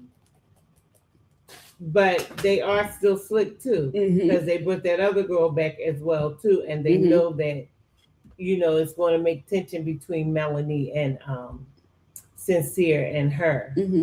But I appreciate them trying to right their wrong. Yeah, me too. With the situation with KC and Anaya. I appreciate that because the way he was talking and what they allowed us to see and what they've witnessed, the stuff that we didn't see, I think they wanted to protect her. Yeah. And they were not ready for her to break down like she did on that show. Because the way she broke down and she was just crying and she said, and we only got a little bit of that, but she said these words, I want to go home. She said that several times. I want to go home because I'm humiliated. So I feel like they wanted to come back and fix it because you can tell from where she was doing her crying and things like that to the next day, according to them, it was a whole different Anaya. So they spent time with her. They made up to her. They made them girls make up to her. And they said, we're doing a show. I'm going to need y'all to come together. And, you know, they really made her feel comfortable because now she's standing 10 toes down. She wasn't before. So I'm happy that they tried to right their wrongs and, you know, just consider her feelings. And then May came back and made it, you know, even that much better. She was really riding with her. And she let KC have it and even tease it. Because she was not even featuring her like that. But she let Casey and Corbin have it. And I'm telling you, that changed the game. Because Zach picks up on everything. Baby, he picked up on that.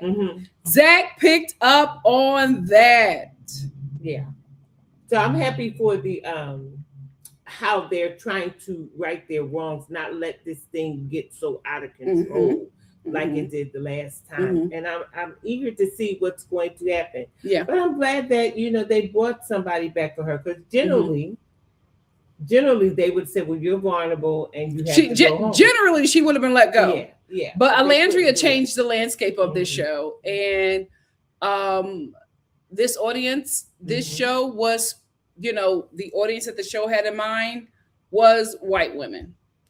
Black women are here and Black women are, I don't want to say dominating. I don't want to say dominating, but Black women are making sure this show eats. So now they're catering to a different audience. Still with their original audience in mind, but now they've seen what is possible when they focus on Black women, who the Black woman viewers. And they know that if Anaya would have got eliminated, the viewership would have dropped drastically. So they were just like, this is our diamond of the season. We're going to keep her here. And we are going to make sure she has a happy ending here. And we're going to make sure we keep that relationship with her because they're missing out a lot of money with Alandria. Because we're sitting here talking about Love Island right now. Alandria at the BET Awards being featured. Period. Okay. So they missed out on a lot with her. They're not going to make that mistake again. And smart. Very, very, very smart. Let me get into my super chats first, and then I will hop into the comments. Hey, Nonsense Behavior, thank you so much for the super chat. Nonsense Behavior said TT and KC are a match made in hell. Yeah. He filmed himself. What? He filmed himself burning his ex's clothes, and she got 2 restraining orders for macing someone.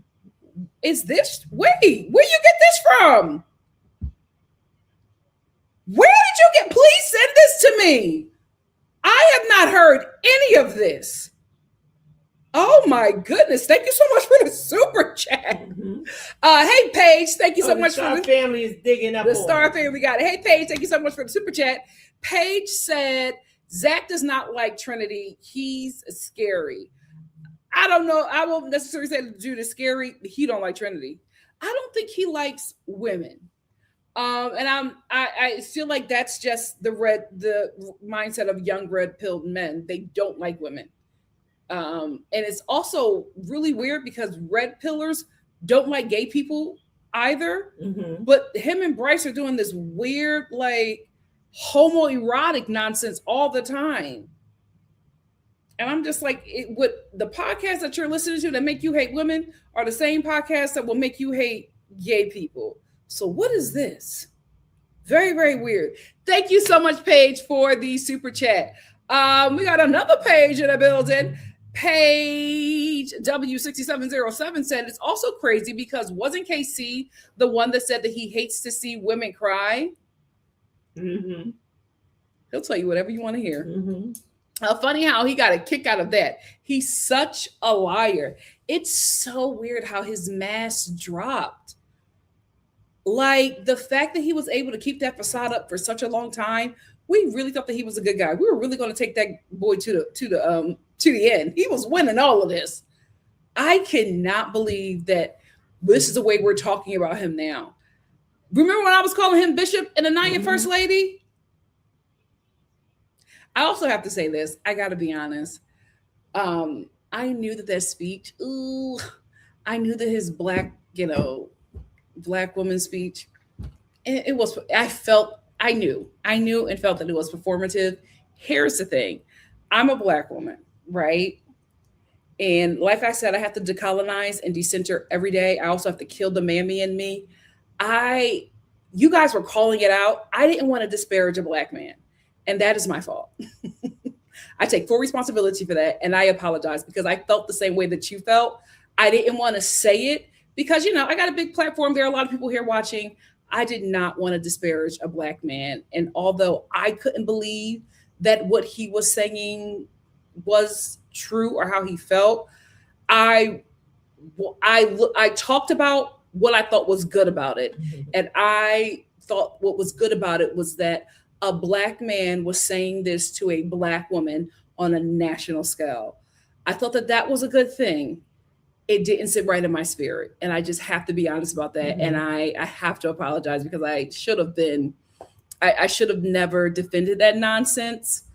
I never thought he would be this, but I did not feel like that was, it seemed gamey to me. Because even when he was saying it to her, he looked away and started smiling like at the camera. Yeah. And I was like, but I didn't want to say it because I just didn't want to disparage a black man. And that is something that I have to work on every day. Even when I talk about black men on here, it's so hard for me because of how black women are conditioned. Because black women, especially dark-skinned black women, are the eldest daughters of humanity. We are just conditioned to take everything from the world and not expect anything back. No respect, no honor, and no loyalty. And it's so sad. I didn't learn this in my home, but it's something that you just learn in society because that is how the world treats you. And it's unfortunate because I wanted him to be a good guy. I wanted him to be a great guy because unlike black men, I, as a black woman, like all black women, see black men as a reflection of us.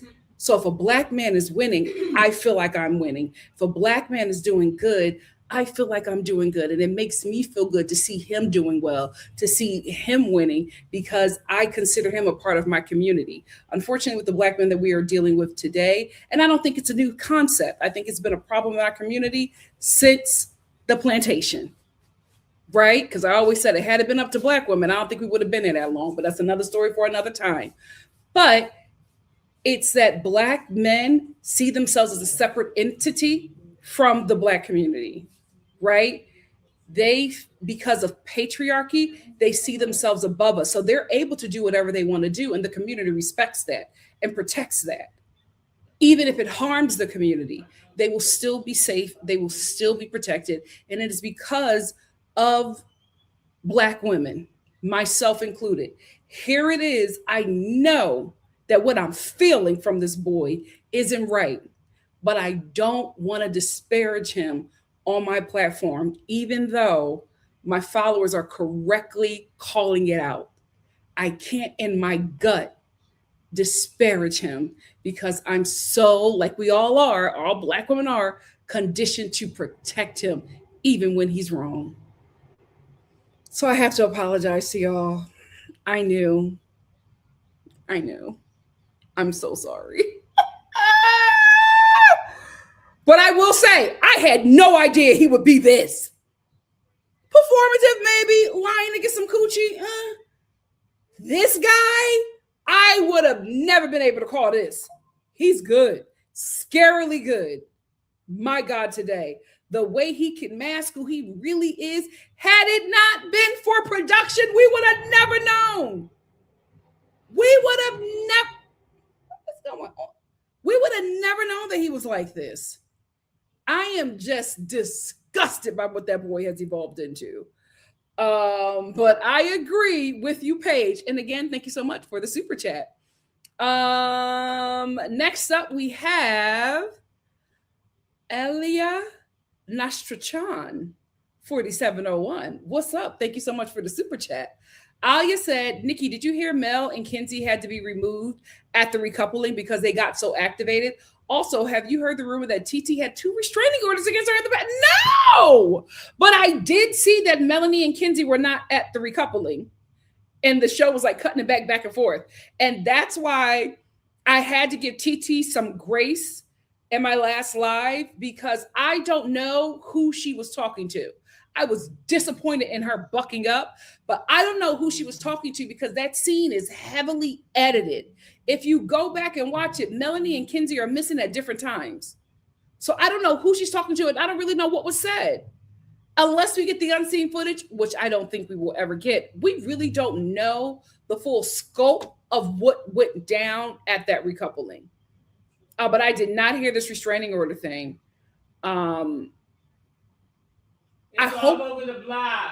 I will say this. I hope it's not true, because I feel like the rush to find something negative about her, it's giving anti-Blackness to me from this fan base, because they're also using images of her very muscular and Casey as like this child. And although I do not agree with her actions on last night's episode, that is still a Black woman who will be protected, especially on this platform. And it's starting to give anti-Blackness. And I don't like it. I don't like how it's making me feel. So the restraining order thing, I did not know about it. If it's not true and it's something made up, it will confirm the anti-Blackness feelings that I am feeling. Because how hard is it to find somebody's arrest record? It's not. It's not. So that's a little weird to me. Thank you so much, Elenia, for the super chat. We have another super chat from Big Erica One. What's up? Big Erica One said, I love the women banding together. I love that Trinity said this is a sisterhood. I love that. They showed maturity the next day. Yes, they know these men are misogynists. Also, the men's plan to pit the women blew up. Persian lady, no grace. She's too old. That's why I keep on. Listen, let me tell you something. Your 20s is when you need to make mistakes. The closer you get to 30, the grace be gone. Especially as a woman, you better get it together. But I agree, Big Erica. I really like the girls making up. Even though we know it was a whole HR conversation, for what it's worth, it looks good on TV. So good job, women. Thank you so much, Erica, for the super chat. We got another super chat from Cassandra. Hey, Cassandra. Thank you so much for the super chat. Cassandra said, glad we could write in what to see for movie night. Yes. Here's my thing. I would have been like, show us what y'all are too afraid to show us. Show us the recoupling. Show us the stuff that you don't want to show about KC and Corbin. Show us that. That's what I want to see. Thank you so much, Cassandra, for the super chat. We got another super chat from Megan. Hey, Megan. Megan said, Carl is Naveen and Casey is Dr. Fasuli and just evil. Don't disrespect Dr. Fasuli. Thank you so much, Megan, for the super chat. Ruash, thank you so much for the super chat. Ruash said, love the girls. Zach has got to go. I absolutely agree. Sincere, Melanie ruined the moment. He got to go. Corbin and Casey got to go. So all the Villa boys except for Caleb. If they can talk like that with boys, they have no respect for you. There was a guy on TikTok. There's two guys I want to talk about. The other guy, I'm going to find him and I'll share his TikToks, his TikTok name or whatever on here tomorrow. But I was just watching him really quickly. But there was one guy, he did a TikTok and he was just like, he needs for Casey and Corbin to stop talking because they're making him look bad. And he's just like, you should never show the guys' locker room talk to the world. And I'm like, nah, that's not good enough. You should never be talking like that about women that you are in friendships with or in any kind of intimate relationship with. You shouldn't be talking about women like that in general. So it's not locker room talk. That's the problem. Men keep on getting excuses. Oh, boys will be boys. Oh, it's just the man thing. Oh, it's locker room talk. No. It's nastiness. It's envy. It's hatred. You got to be called out on that because that's wrong. But there's another guy I'm telling you when I find his TikTok again, I think I liked it, so I'm going to go back to it. I'm going to share him. He was somebody who called Casey out from day one. He said Casey is performative. He is not the guy that he was showing y'all. He said Casey is performative. And all of his reviews ever since then, he has called Casey out every review that he does on TikTok. And even now, he's just like, I'm telling you, he's a buster. That guy is more terrible than you guys think. I'll share one of his TikToks because he's so like, he's been on it. Young guy. And he has been on it. He has not missed once. And I remember his first video that he did, and everybody was dragging him. He was like, I don't care. I'm right.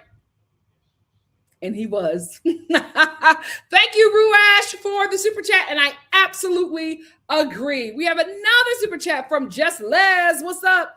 Just Les says, so glad Anaya didn't give Casey that affection. Amen. Her spirit knew he was a flunky. People say she is desperate for him, but didn't do all of that TT did to keep him. Here's the thing about how people talk about Anaya and say that she's desperate. It's just like the audience who think like that are forgetting that you are seeing stuff she has not seen and won't see until movie night. All she is going off of is this guy's words. And the only reason why the girls were telling her stuff is because of pillow talk. Like the guys would be telling her stuff. The girls wouldn't know had their guys not told them. Trinity know all that stuff because Bryce is a gossip. So they've been going back and warning her, but she has trusted Casey's word over everybody else. And that's why she feels so stupid, because everybody told her and she wanted everybody to be wrong because she really, really liked Casey. So I'm like, give the girl grace. What we're seeing, she has yet to see. And she's going to be heartbroken again when she sees it at movie night. My God, today, you ain't been 23 crying over a dude that's beneath you. You ain't been 23 crying over a waiter that's waiting for his big break, his big break in commercials or sitcoms, who lives in Hollywood and shares a room with 6 guys and sleeps on an air mattress. Y'all ain't never been hung up on that? Y'all ain't never been hung up on a black homeless dude that skateboard in Venice, fine as hell, but ain't got no money? You know he's not for you. But you still like the dude because you're 23 and you don't really know nothing. You don't really know no life like that. And then if you never struggled before, you ain't never been in no situation like that before, you're gone. You're gone. Had Anaya not been on that show, Casey would have stayed with her and bled that girl dry. Driven her car, empty her inheritance. Like, yeah. Maybe my descriptions were a little too specific, but it is what it is. We've all been 23. We've all been 23. We got another super chat. Thank you, Ruash. Ruash said, Corbin acting like he can't remember what he said. I hope they play everything. They high school girls. We get more from the Casa girls. Throw Kinsey out the window. See, Kinsey saw that one, so I don't think we're going to get that, but we're absolutely going to get their Casa conversations. Absolutely. Thank you, Rash, for the super chat. Hey, Heather, thank you for the super chat. Heather said, I just want to say you're the best recapper because you talk about the couples in depth. Race, social dynamics. Been watching since Rachel Lindsay. Heather, thank you so much. I love you. Thank you so much for the super chat. All Day Finesse said Carl popped out that cake, hitting the Usain Bolt like he was on top of Mount Olympus, and he was the people's chance. KC is fitting to be sick. Thank you for saying that, because I was about to say that. First of all, two things are about to happen, right? Carl is already being established as the most popular guy in the villa. Second, Carl is going to treat Anaya the complete opposite of KC, and that is going to make that boy very jealous. And what is going to happen is he's going to be consumed by how Carl treats her and that relationship, to the point where TT is going to start questioning him and looking at him like, what's going on? Because you told me you ain't like that girl. So why do you care so much? Why it's going to become a point where their conversations are going to be about Anaya and Carl. And TT gonna clock in and be like, what's going on here? Because you shouldn't even be thinking about her if I'm right here. Just them turntables. Them turntables. Get ready. Get ready. Thank you, All Day Finesse, for the super chat. Coco, my love, thank you for the super chat. Coco said, you miss, but oh my God. Yes, Trinity. You miss, but still I rise. I guess. She can't stand it. I love Trinity. Give her the money now. Thank you, Coco. JC, thank you for the super chat. JC said production tried it last year with the laundry of hell, even Shalace. I think they knew there's a future lawsuit unless they start helping, i.e. Anaya. I would even say for Kada, this girl's being intimate with this guy and she has no idea. No idea he can't stand her. I will say production is being saved because Zach do be disrespecting her to her face, and she still don't say nothing. We'll see. We will see. She was screaming his name in that bed. Oh, Zach. I said, ain't no way he doing enough to make you react like that. No way Zach is doing all that. I don't believe it, young lady, but you're young, right? This is the fake it age. This is the fake it age. So I get it, but ain't no way, mama. Ain't no way. Girl, oh, Zach, please. Please. Mr. Beans and Toast don't got it like that. Ain't no way. Ain't no way, Kada. Ain't no way. But you know what? You've only experienced them white boys in New Hampshire. You don't know. Let Melanie get you in them Philly streets. My God, today. Thank you so much, JC, for the super chat. We got another super chat from Junair. Thank you. Oh, is it Juan here? Hey, Juan. Juan said, am I toxic for wanting Caleb and Kinsey back together? Here's the thing. Caleb don't like Megan. Why did you call that girl Jessica Alba? It's giving Love is Blind Megan Fox. Please. Why did you call that girl Jessica Alba? She was like, I know Jessica Alba watched this and was just like, now Megan. She probably texted Megan and was like, girl, don't play with me. Anyway, I wouldn't be surprised if Caleb and Kinsey ends up back together, but I don't feel like Kinsey, and I'm just going off of her being a Sagittarius, I don't think she spin the block, because Sagittarius do not spin the block at all. The women, when we're done, we're done. No second chances. So I don't think that she would ever spin the block. But I'm interested to see who Caleb ends with, because I don't think he's going to end up with Jessica Alba. He's not that invested in her like that. Thank you so much for the super chat, Juan. Again, guys, thank you all for who are doing the super chats. Here's the thing. When I got on here, there were already 1,000 comments. So I'm going to try to get to everything. But if you really want me to read your comment, the best way to do it is a super chat because it sends your comment straight to the top. And that's the way that I can get it. Thank you all who have sent super chats thus far. Chief Nomad, what's up? Chief Nomad said, y'all did not tell me the voiceover guy was this fun. Oh, Ian is hilarious. Ian is hilarious. And the thing about it is, he is such a talent. He does this in like real time because he has to wait for the edited footage. I actually watched one of his TikToks about how he did the process, and he has to move at lightning speed. He is a talent. But Chief Nomad said, y'all did not tell me the voiceover guy was this funny. I am still not watching fully, but so far I'm trying to continue to see everyone's humanity. Oh, the Anaya critics online are too extreme. Thank you so much for the super chat, Chief Nomad. Here's the thing with the Anaya critics. A lot of people are watching the show through TikTok. They're not watching the whole show. When I realized that, I just stopped engaging because I'm watching the full show. And a lot of us are watching After Sun. You guys are watching it through TikTok. You're watching it through edited clips of fans of certain cast members. So you really don't know what's going on. Dami, he made this post about Anaya and everybody dragged him. And he goes, oh, I'm sorry. I only watched through clips. So I don't have the full scope of things. And why would you make that video? Why would you make that video bashing Anaya? I'm so glad that India is free. Here's the thing. When I was talking about there's no black love on Love Island, and y'all started sharing me the black Love Island couples, and when y'all sent me him and her, I was just like, I'm glad that y'all like it. I always felt like my girl was doing charity work. I'm so glad that India is free. I'm so glad she's free. My God, today that boy, he treats her like Zach. He treated her like how Zach treats Kata, and I didn't like it. I did not like it. But thank you so much, Chief Nomad, for the super chat. We have another super chat from Ruash. Thank you. Ruash Poole said, this man said, I love you as a joke while he was inside her. Ah! Ah!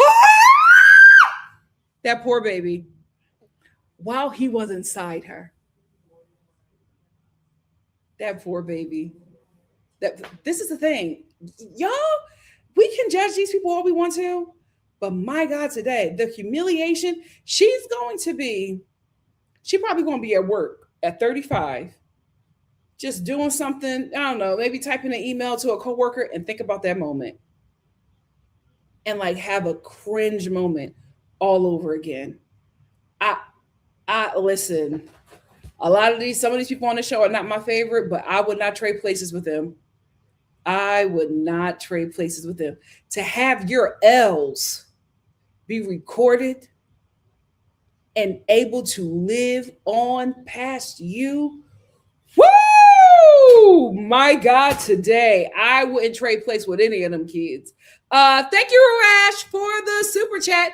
Now, let's hop into the comments. Again, I'm going to try to get as many as I can. There were 1,000 in here. I'm going to try my best. Also, we have over 600 people in the chat.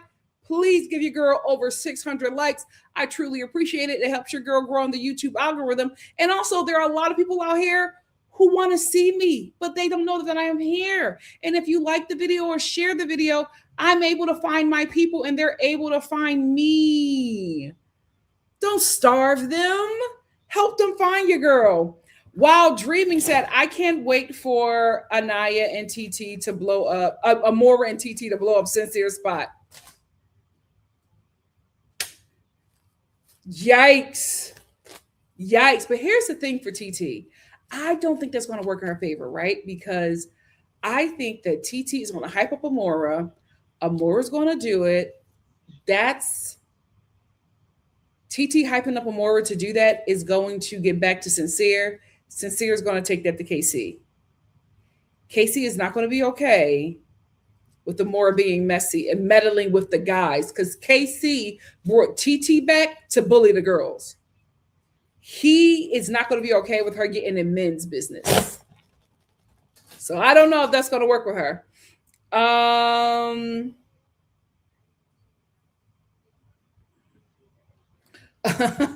Art World said the way TT studied the cast, telling Anaya they both played volleyball, side-eyeing her. Well, it's the bombshells. They got to study.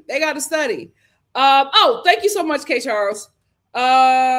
Zora said Melanie was a standout friend tonight. Absolutely was. Proud of my girl. She spoke life into and was perfect between being a soft space for Anaya to land, but also being honest. Yep. Jessica said, I feel like Carl could explore more, maybe, but really glad that they are back.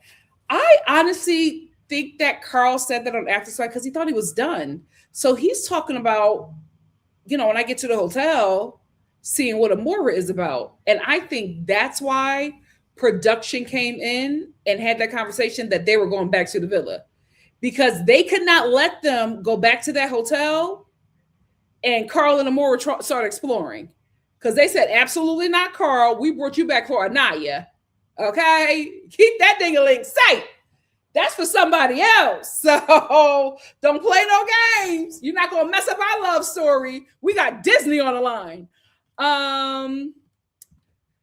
She Baby Talk said, I hate Casey. Ooh, he actually is extremely disrespectful, and I hate how he is quick to curse at an eye and roll his eyes. The rolling the eyes is absolutely annoying, but the way that he, every time he speaks about her, he's cursing. I'm just like, where is the venom coming from? That is just what? She hasn't done anything for you to dislike her like this. It is really, really, really, really, really sad. Hot Pepper said, let Carl be. If he wants to explore with Anaya and other people, fine. We need to stop being so parasocial. I'm absolutely fine with him exploring who he explores with. I don't think production will let that happen.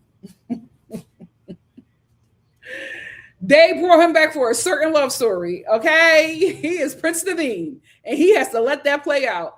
Magic in the Hamptons, thank you for being here. Magic in the Hamptons said, I just want to say I always appreciate these lives and being with you all. I am in my 50s and all my girls are gone and have moved away. And this gives me the best sense of community. Y'all are so sweet. Yesterday, y'all had me in tears. Please, y'all. Oh, thank you so much, Magic in the Hamptons. Thank you for being here. You have been rocking with me for a very long time, and you are always so active in my lives, and I absolutely appreciate your presence. Thank you for being here. Oh, I love the Star family. Hey, Monica. Monica said, I can't stop laughing after realizing my whole family on both sides are generations of male and sincere marriages. Toxic AF and don't break up. End game. That's why I keep on telling these people. They are in game. Let them go. Let him go. Hannah said, Casey wanted Anaya to build him up. He was planning to use her connections. I think in the beginning, yes, but I don't think he wanted to put in any work. That's the thing. Casey don't want to work. He don't want to put in work in a relationship. He wants something easy. And to him, TT is easy. And I was just like, TT, I wish you would have caught that because I that was an insult. That was an insult. There is no relationship that you are building with a complete stranger that is going to be easy. Even the relationships with people you've known your entire life is not easy. You're going to have to work on those relationships to get to those easy parts, because that's when you learn and you grow and you know the person and you find out their likes and their dislikes. This is how they keep the home. This is how they need these things. You find out those things. He wants to be in a relationship with a woman who will bend and break to his will. They want the whatever it is you like, my prince, whatever it is you want to eat, my prince, wherever it is you want to go, my prince. That's what they like. They don't want the woman to have a personality. They don't want her to have her own mind. They want her mind to be his mind, to be their mind. That's very unfortunate. Ice Macchiato said, the more we see Casey's personality, the more and more I dislike him. I am so disappointed. I could have never imagined he'd be awful. I just thought it was a little cornball who was still trying to figure out his personality or his identity. And that makes sense at 23. I didn't know he was going to be evil. Like, ugh. Dahlia said, I had a chance to listen to other people's thoughts on this couple and think about how I feel about this couple. Casey and Anaya aren't compatible at all. They also got played hard by everyone else. I agree. Grace said a lot of the guys are giving red pill, to be honest. If I feel like, if we listen to Caleb, if we let Caleb talk enough, we might find something too. It's just generation, because YouTube really raised this generation. For some of us, we were on YouTube when we were adults. So there was a lot of stuff that we just weren't going to digest because we knew it was stupid. We knew it was lies. We knew that it was nonsense. Like, there was just some of us that listened to Kevin Samuels. It was just like, oh, okay, not for me. But there are other people who listen to him and was just like, oh, he's telling the truth. This is Bible. But a lot of people also don't realize that he started off as a life coach for women. He started off his channel. His channel was uplifting Black women. He made one joke video joking about dating in the Black community and was giving off these kind of roasting jokes. And that video took off. And then he became this personality. He even changed how he looked. That man didn't believe any of that nonsense. Like a lot of these YouTubers and streamers and podcasters, they don't believe the nonsense, but they make a lot of money from it and they eat it up. That's why they can change their opinion whichever way the money goes, because that's what it is. And I feel like a lot of people are good, right? And they don't believe that somebody will lie to them just for a coin. But that's exactly what's happening. So we have a generation of red-pilled young men and women. And it's even worse with Gen Alpha. We're in a scary time. Kate said, why do people hate Anaya having more? What was the point of her parents working hard? My kids are spoiled, not spoiled brats, because we worked our A's off. That's the point. The problem that people have with Anaya is that she's a Black woman, a dark-skinned Black woman at that, who has not struggled. Unfortunately, the popular Black identity global is the identity that was born in the struggle, the identity that was born in American ghettos, the identity that was born in the hood.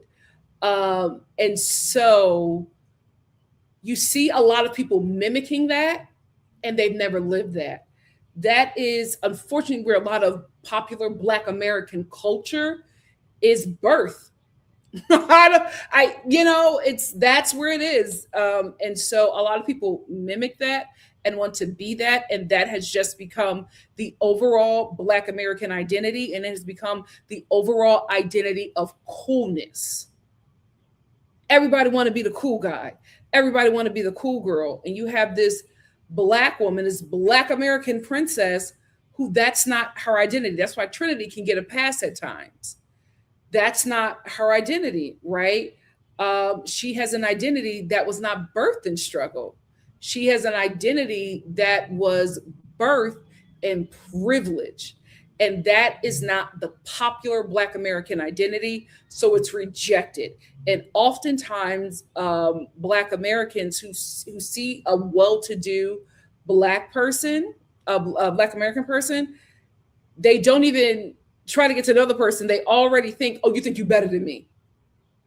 And so this person, this well-to-do person, already has this hill to climb with this person who does not come from privilege, who thinks that because they have privilege that they are better than them. And all it is just trauma, right? Because that Black American person has probably come into contact with a Black American person who was well-to-do, who treated them like that. And so often there's no grace given on both sides. And it's really unfortunate, because there is an identity of well-to-do Black people, the Jack and Jills, the paper bag test Black people who do not rock with Black people who are considered of a lower class, because some of them do feel better than. Some of them don't want to associate with them. Some of them get money and go, I'm not Black, I'm OJ. A lot of celebrities do it. A lot of Black athletes do it. And so that's that stigma that if you have more, you will think less of me, because of that stigma from some well-to-do Black people. And it's a problem, and it's unfortunate. And unfortunately for Anaya, she never had a chance. She was never going to be able to be given a chance because of the trauma within the Black American community from well-to-do and underprivileged Black people. It's another one of our many issues that we have to work on. K. Charles said 1,000% when KC said he sees his mom and sister in TT and talked about Anaya coming from a great family. I knew it. Yep. He's insecure about his life and wants her to suffer because of it. Yep. Can you imagine if those two made it out the villa the first time he brings her home, before she would even get to his house? He would be explaining. Oh, well, I didn't grow up in an area that you grew up in. Oh, well, my mom, she don't have money like your mom. So, just be warned. My cousins, they not like your cousin. They ain't come from much. He would have been over explaining, putting his family in a really bad position where the girl can't even get to know them because he's already making excuses for how they act because they are not well off. And even if she said it was okay, even if she didn't have an issue, the first time that, she probably ate something that she never had, he would have thought that it was a disrespect. You ain't never had neck bones? Like, it just would have never worked. It was a bad situation for that young lady. And I'm glad that she had to be, unfortunately, she's out of it. She had to be forced out of it, but I'm glad that she's out of it. NC said, the amount of Black women and Black influencers supporting KC and mocking Anaya has me sick. All it's doing is further inciting a hate train towards her from the audience. So disappointing and irresponsible. Here's the thing. I'm okay with it. Why? Because the switch up is going to be crazy. We saw it last year. We've been here before. We saw it last year. We saw the switch up. I will say, as somebody who had to stop following a lot of YouTubers and TikTokers and social media talking heads, that I enjoyed their perspective on a lot of the shows that I watch. I'm so glad that y'all are finally seeing some people for who they really are. Because I don't like to, because that's not what this channel is, right? I'm not going to be fighting back and forth with people on the YouTube streets or disparaging, other creators. But I'm so glad that y'all are finally seeing what I have been seeing for a very long time. It took a minute, but baby, we finally here. Because I'm just like, you watch me in them? Why? I am nice. I got good takes. How are you? But in due season. In due season. Oh, we got some more super chats. Thank you, JC. JC said, TT saying her and KC are Romeo and Juliet. Like, girl, do you know the ending of that story? LOL. There has to be a better star crossover examples. Birds of a feather flock together. They're the perfect fit, y'all. They're the perfect fit. Neither one of them read. Thank you so much, JC, for the super chat. Hannah said, I take what KC did to Anaya seriously because of the number of boy moms and men defending him. It's scary, very scary. Well, here's the thing. The boy moms are defending their sons because their sons are like that and because they are married to men like KC. That's what I was talking about, guys. Those are people in that cycle. They're not leaving that cycle. They will stay in it and they will die in it and they will produce young people who will stay in it and die with it just like their parents.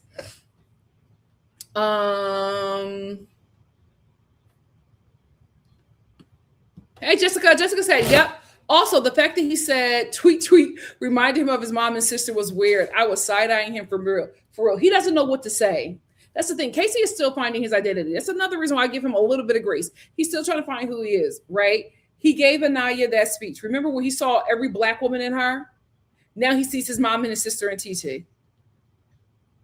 If Amora comes back and he wants to explore with her, he's going to see his grandma in Amora.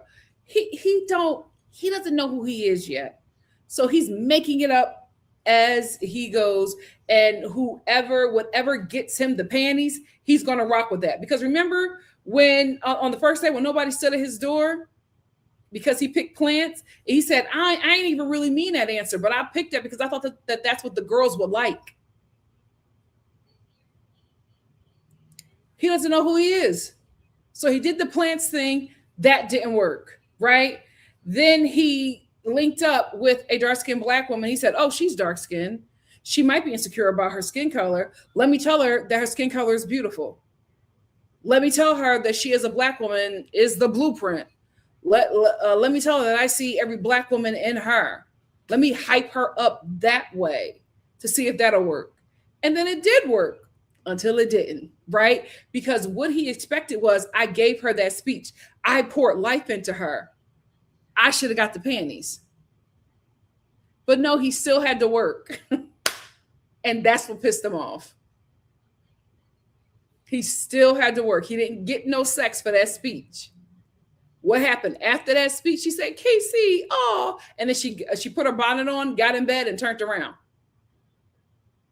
He was expecting at least a hand job, and she didn't give him nothing. So that pissed him off. Because I did all this stuff. I poured life into you. I was nice to you, and I'm not getting no kind of gratification. Oof. That boy, oof. He making his life hard. Naima said, OMG, and I hope Anaya only talks to her girls. I hate it when she was talking to Zach and Sincere. They are the ops. This is the thing she doesn't know yet. She doesn't know yet. That's what I'm saying. Movie night is going to be hard for them. Queen says, and we still have those guys not on our level, not even compatible with the chance, and try to build them up like Melanie mentioned. She will be fine. True. Dahlia said, I don't like this sisterhood. I think they play in Anaya's face and she can't see it. Casey and Anaya were the strongest couple and had it in the bag. Zach and his minions worked hard to destroy them. I will say Zach absolutely was working on Anaya and Casey. Zach didn't make Casey say those things he said about Anaya. Casey ruined it for himself. Because remember, Cordell season 6, the guys were doing the same thing. And again, that's why I don't rock with Miguel. That's why I don't rock with Rob. That's why I don't rock with Kendall. I remember those nasty things they said about Serena. Never letting that go, right? But Cordell said, no, I still want her. No, I don't believe that about her. No, she's not like that. And still chose Serena every time. Casey could have did the same thing, but he didn't. It's okay if you're not compatible and that's not who you wanted. You did not have to say those vile things about her. You didn't. Zach didn't make him do that.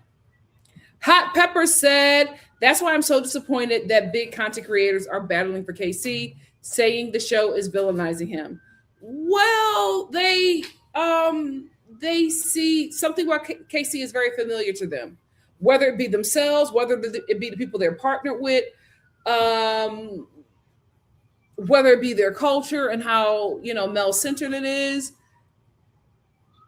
whether they like him and want to bang him when he gets off the villa. That happens as well. That happens as well. Be Yourself said, Gal trying to stay, and they all tend to use the black girls to remain in the villa. I just think that recoupling was hard, and he was the only guy that really picked up on how hard it was, because all the villa boys should have been supporting Anaya. Here's the thing. Now, after that cake challenge, the villa boys are going to start supporting Anaya, but that's just because they're gaming, not because they really care about her. And Anaya's not going to catch it, but we will. The voting audience will. Hannah said, I caught early that Casey and Anaya weren't compatible when I learned he came from a noble poor background. Broke men are the worst to date. Absolutely. That's why broke men can only date within their tax bracket. Women can date whoever because women are not superficial daters, right? Some are, but the majority of women date men who we like, are in relationships with men who we like, who we enjoy, whether he has money or not.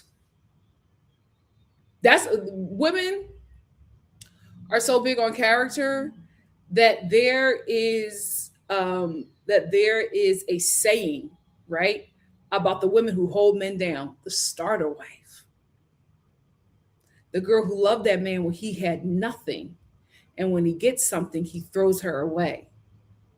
It happens so much, it's a joke, it's a saying. It's so sad that the woman who loved the man when he had nothing and would have still been with that man, but he got where he got because of her and he threw her away. Jelly roll. That girl better than me. You get on Ozempic and you want to dump me? I'm high in his dosage. I'm high in his dosage.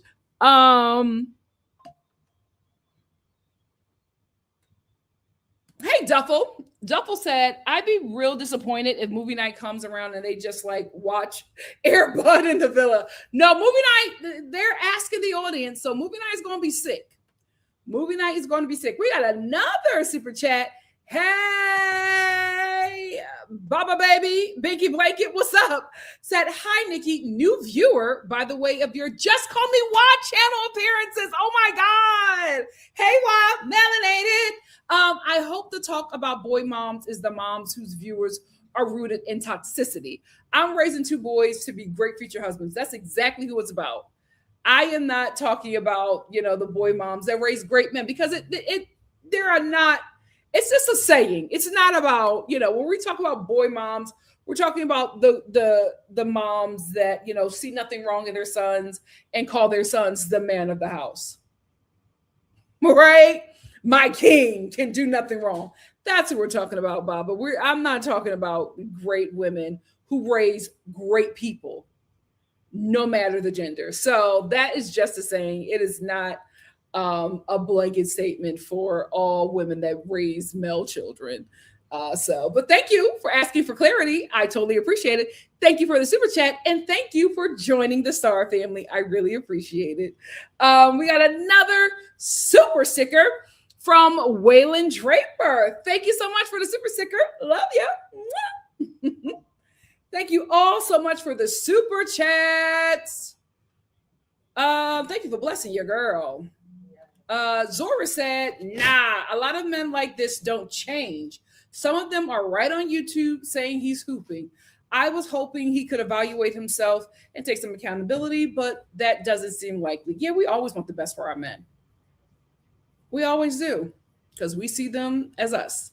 Hannah said, I've been told that Carl's family is wealthy. Crazy rich Asians.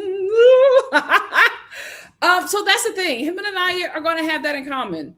Who knows if they're going to make it out the villa, but it's a step up for her.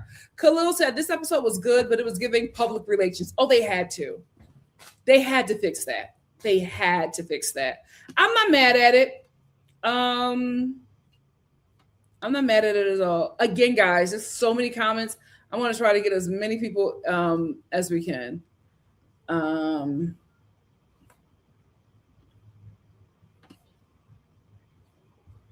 Hey, Kate.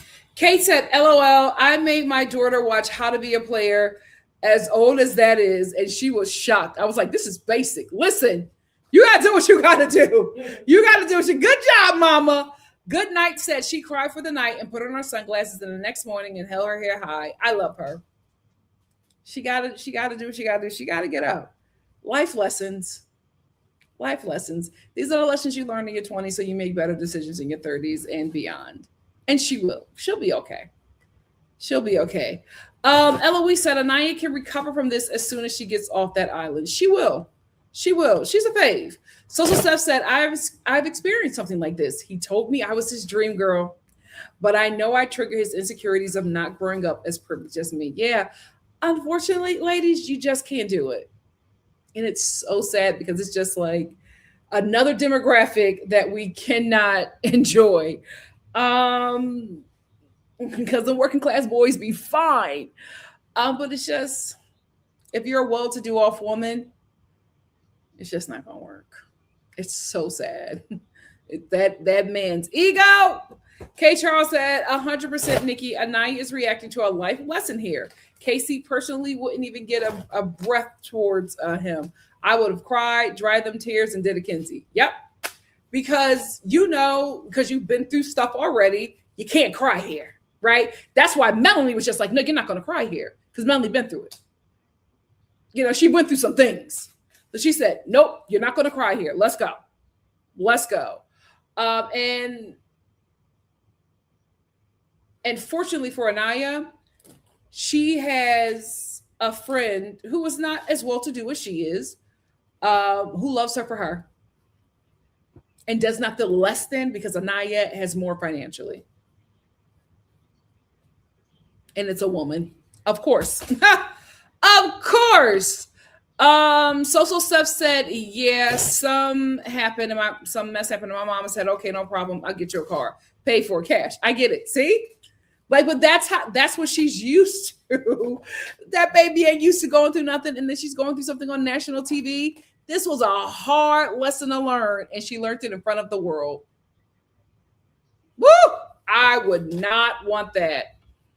I would not want that. Be Yourself said, I like Anaya, but her liking Casey was so annoying to me. How could she not see through that loser? She couldn't see through that loser because she doesn't have the intel that we have. She doesn't have the intel that we have. Like, we've all dated some guys and the mama's been like, that boy ain't the one. That boy ain't the one. Or your friend's been like, are you sure about him? Or his friends was just like, you sure about him? That has always happened to me. That has always happened to me. A no good man, for some reason, his family and friends would always tell me I'm too good for him. Every time. I'm too good for him. One time, the guy's friends, because he was in a singing group with him, his friends had an intervention for me. And they were like, Nikki, he's not it. That's our boy, but he's not it. He is not it. I could not believe it, but it always happens to me. The mom will sit me down and be like, listen, I love my son. He's not a good guy. Get away from him. And I thank God every time. But the thing about it is, shout out to Mama Star. She's always told me before anybody else had to tell. She's always told me first. Other people have always said something, but it's like when they say it to me, it was never like new information because my mama already told me. And I already knew. I already knew. My mama said it, so I was like, well, he got 30 minutes. He got 30 minutes. Speaking of Mama Star, Brown Girl said, Mama had enough of you talking about struggling. I was just talking about growing up, working class in the hood. That's it. I ain't saying I ain't like it. Art World said, Mama Star said, oh, you never had to use a payphone. Amira said, we knew what you meant, Nikki. Thank you. Dahlia said, I was a poor vet too. My mom did her best. I don't feel deprived too much. Same thing. Same thing. Like, we was fly every Easter. Every Easter. Had no idea we ain't have it like that. Big Erica said, some of us had to make a way. It was what Nikki is saying, not on parenting. Y'all like my family. Yeah. Lord, Mama Star was not playing with me. Zora said, don't say you sat down on the steps because you finding out. Girl, please. EXO said they want to paint this bully narrative and it is not working at all. Our girl showed up. Hey, it's Nasby. It's Nasby said people saying TT's parasocial with Casey. She actually more parasocial with Melanie because she said she doesn't play about Melanie after 1 or 2 days. And it seems she seems to stand on with airing Sincere's dirt out. I kind of took that as TT wanting to be like, I don't think TT is as tough as she comes off. I really don't. I think that was just her wanting to be liked and wanting to be with the girls. And I think she's overcompensating in niceness because she feels like a fool for fighting for the guys and the girls are so nice. So she's being overly nice and overcorrecting because she sees the girls and is realizing that they are not what the guys said. And so she's doing the most because she got a course correct. She got to change that up because she came in mad aggressive, and I can say that mad aggressive for no reason at all, but she believed the boys' lies. She's gonna have a much better time in the villa than Parmesan. BY said, "Why are people like Parmesan so able to accept struggle of? What has happened to her, or what is she seeing or trying to accept about life?" I think she probably seen her mama go through it. And it's probably like, this makes sense. You know, women like that see women that they love go through that and accept it, and those women tell them that this is how it should be, and they think that's what it is. It's so sad that she is setting herself up for struggle of. Embarrassing. Mess Much said, Nikki, time to state that you called this relationship from day one. Melanie is taking me through it. I'm telling you, I've witnessed these relationships my entire life. You can't get involved. You can't get involved. Naima said, I'm going to have the tiniest bit of faith that Melanie's a woman who has to be sick and tired of being sick and tired and done. I would love for that to happen. I'm not sure, but I would love for that to happen.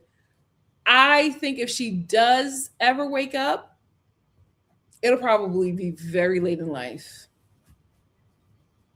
And after having many of Sincere's kids. But I really would hope that she would. One can hope, but who knows?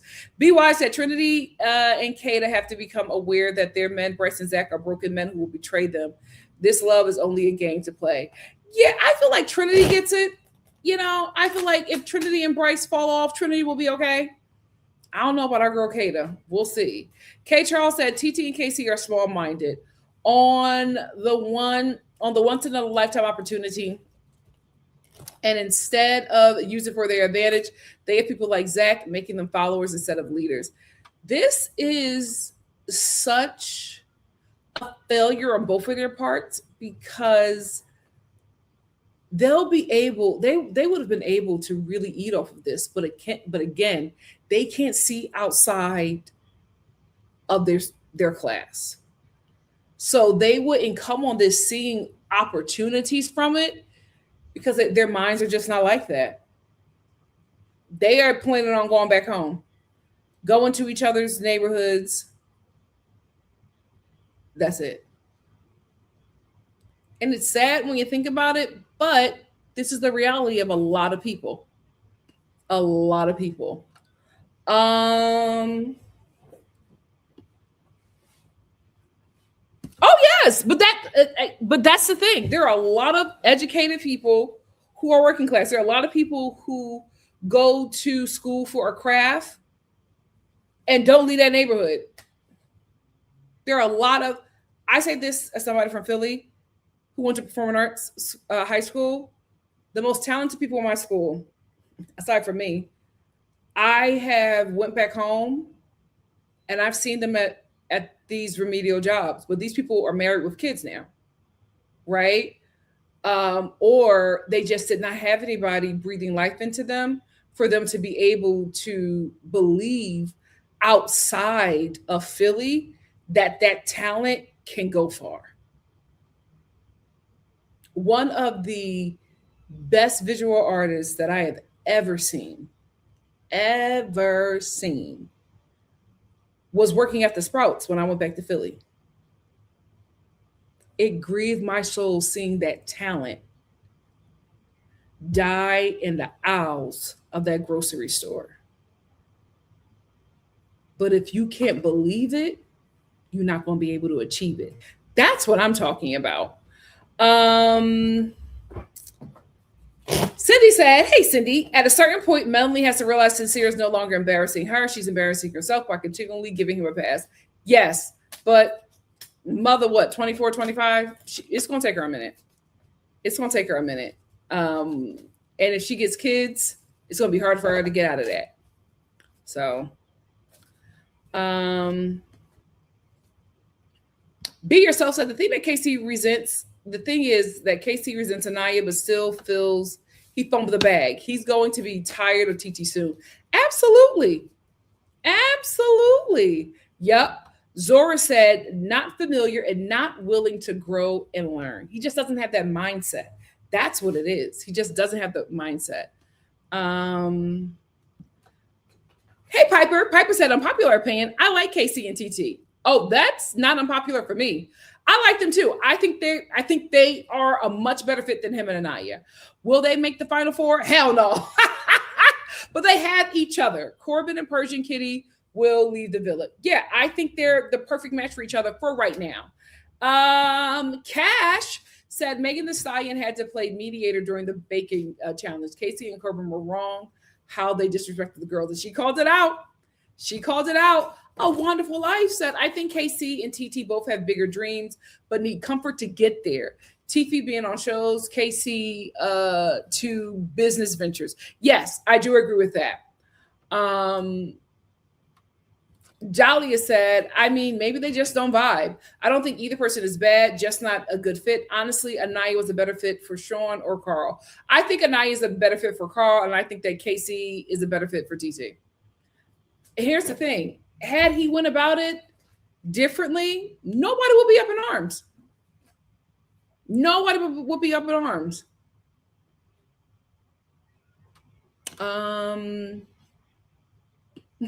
Piper said, I don't do struggle love. Same. I'm not race loyal, period. Me either after this show. Can you believe it? Love Island broke me. I date everyone and it's fun. Black women, go to where you are loved and appreciated. Travel, pray, stack your money, be child free, live your best life. I absolutely agree. Go where you're loved, sister. Dahlia said, I really hope that if they don't do movie night, production shows how much manipulation went against Casey and Anaya by almost all their friends in the villa. Both of them aren't good players. I agree with that. But movie night is coming. Movie night is coming. Khalil said the men, Bryson, Sierra, and Zach are also stuck in their couples, and they keep using triangulation with each other or the women to antagonize them, agitating their sense of security by punishing them. I think that's all going to go away come movie night. NC said, if I was the Villa girls, no way I would have apologized to the Casa girls after they were sitting there snickering and laughing at Anaya. They had to. They had the HR meeting.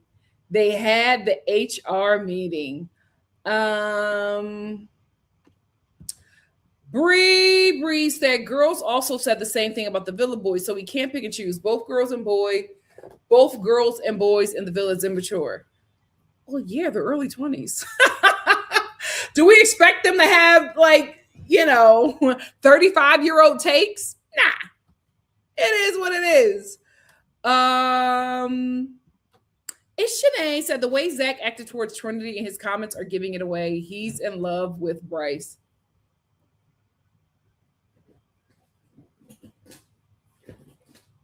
One drunken poker night.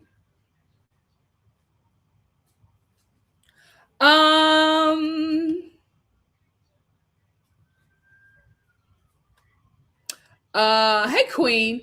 Queen says Zach and Bryce were on one this episode. I didn't think I could be more surprised by their action, but this episode they were on a 10. Bryce, Zach constantly doing the bending. It's just like I feel like at some point, like you doing all this, I need you to be like on the front line for gay rights, because if not, their culture is not a costume. What's going on? What's going on?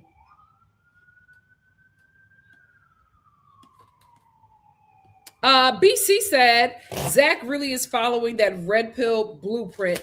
to TT to a TT and a Kata is buying it hook. Kata is buying it hook, line, and sinker. Yeah, they're young guys. These are early, and I know I have people who are early 20s in here. So I'm just like, give yourself grace. You are not going to get it right, and this is not the time for you to get it right. This is not the time for you to get it right. Later in life is when you need to be getting it right because you are not going to have as much grace. Make your mistakes. Do what you gotta do. You'll be okay. Um, hey Janelle. Janelle says same thing happened on Big Brother. Frankie Grande slept with his castmate and they act in the same way. I didn't know they was having sex on Big Brother. Girl. Nargle Plunk, hey, said, I don't know. A part of me thinks that Kata thinks that this is Zach playing hard to get in a joking kind of way, and that's why she doesn't see like we do that Zach is not interested in her, like she will, like she will like to believe. Yes, I agree with that. But remember, we have intel that she doesn't. When she gets that intel and she still makes the same decision, you gotta let the baby have that experience. Bree said, I think it's the producer's editing, so I'm not going to hate on TT or the other girl. I agree with that to a certain extent. It was absolutely not editing that had that girl buck up and say I'm TT. It was absolutely not editing to make Parmesan say they don't get it. They're not like us. We're older. We're older people. When she's sitting up there jumping up and down on somebody 22 years old who she was trying to get at when he was a teenager. Like some critiques can stand alone without editing. And I say this as somebody who works on shows that are heavily edited, and reality TV is absolutely one of them. Here's the thing. Unless it's a Frankenbite, you said that. You said that. E for Empathy said, hey, Star fam, thank you for remembering to like and subscribe. Nikki keeps us fed with these nightly kikis. Yes, thank you all so much for liking the video. The Bible Talk said, Brittany is comparable to Nicolandria. Is it comparable to Nicolandria? I agree with that. And mind you, I like Trinity and want her to win, but no. Yeah, I don't, because I don't see this relationship lasting. I think it's going to be fun for the both of them. I don't see it lasting. I'm fine, just as long as Trinity gets the money. Wavy said, I need movie night to be tomorrow or Tuesday at least. I think it's going to be Tuesday or Wednesday because they're going to want to leave us with a cliffhanger, and they're going to need time to get everybody's questions, to get all of the clips for movie night. Because remember, they have to pull from the entire season and all the footage that they have in real time. So if not Tuesday, definitely Friday, in my opinion. Zora said it will be painful but needed. I wish they had done it in Casa though. Yeah. BY said Trinity's friends have exposed her dreams of becoming the next Alandria. I don't see this happening. What is meant for Alandria is only given to Alandria. I agree. You can't recreate that. That's her path. Zora says Wonder Production told him to make breakfast. I don't know. I hope not, because that was just sad. That was just sad. Hey, Divine. Divine said, Gal said he kissed Anaya in the first challenge, but Carl let all the guys know he really wanted her. Yeah, they love Carl. Carl made a great impression, and I love that for Anaya. A Wonderful Life blog said Gal and Jen need to go before KC. They give nada. I feel like Gal and Jen are going to be in the Final Four. I think the Final Four is going to be Gal and Jen, Anaya and Carl, Melanie and Sincere, and Trinity and Bryce. Art World said Jen brought back Gal because she could keep. Yeah, she wasn't going to go with that guy with the tooth. Like, she wasn't going to do that. She only considered him because Gal was acting weird. Lolo said Casey never said he never liked Anaya though. I think it's more that Casey doesn't like being the villain of the week with the girls hating him. He didn't have to say he didn't like her, but you know what? I feel like he did say that. Even if he didn't, it's clear that he doesn't like her as a person in general. He has some kind of vendetta for this girl, and it's very weird. She Baba Talk said Corbin barely talks to any guys besides KC, and all of a sudden he wants T. LOL. Producers put him up to that. You think so? I thought it was just so weird. I'm like, why are you getting T on Anaya? It's weird. I think so too, L Boogie. L Boogie said they were hoping for material to use to humiliate her. That's what I think. Absolutely, XO. Very jealous. Very weird. Very weird. I Maven said there are a lot of mean men who are jealous and just plain do not like their women. Oh, absolutely. I remember being on the end of a jealous guy. It was the craziest thing for me when I realized that dude was jealous of me. I couldn't it blew my mind. But then I start playing everything in my head and I'm like, oh my God, it's jealousy. Oh my God, because you're only, especially as a woman, you're only trained to see it from other women. You're never trained to see it from men. But I'm going back to the constant comments that even when he was laughing, he meant that. He meant that. And it wasn't mine's wasn't, oh, Nikki comes from a good family. Mine's kept on being, oh, you'll be fine. Everybody likes you. Nobody has anything bad to say about Nikki. You're so popular. You'll be fine. Let somebody else have it because you get everything. And it was happening a lot, but I never picked it up because it was a guy. I'm thinking it's flirting. Yikes. Art World said Casey's a man child. His whole attitude towards Anaya makes no sense. Even speaking to Caleb about it. They're weird. All day Finesse said, Anaya gonna be all right. When she was clapping down at the cake challenge, that we gonna see how this play out, child. Devonda said, because as soon as she stops liking him, guess who's gonna be interested. Devonda said, I wonder if those TikTokers are eating their words now that the real bullies are Casey and Corbin, Zach, and Bryce. Child, we'll see. LA and the fireworks. It's enough. They do them all summer. It's enough.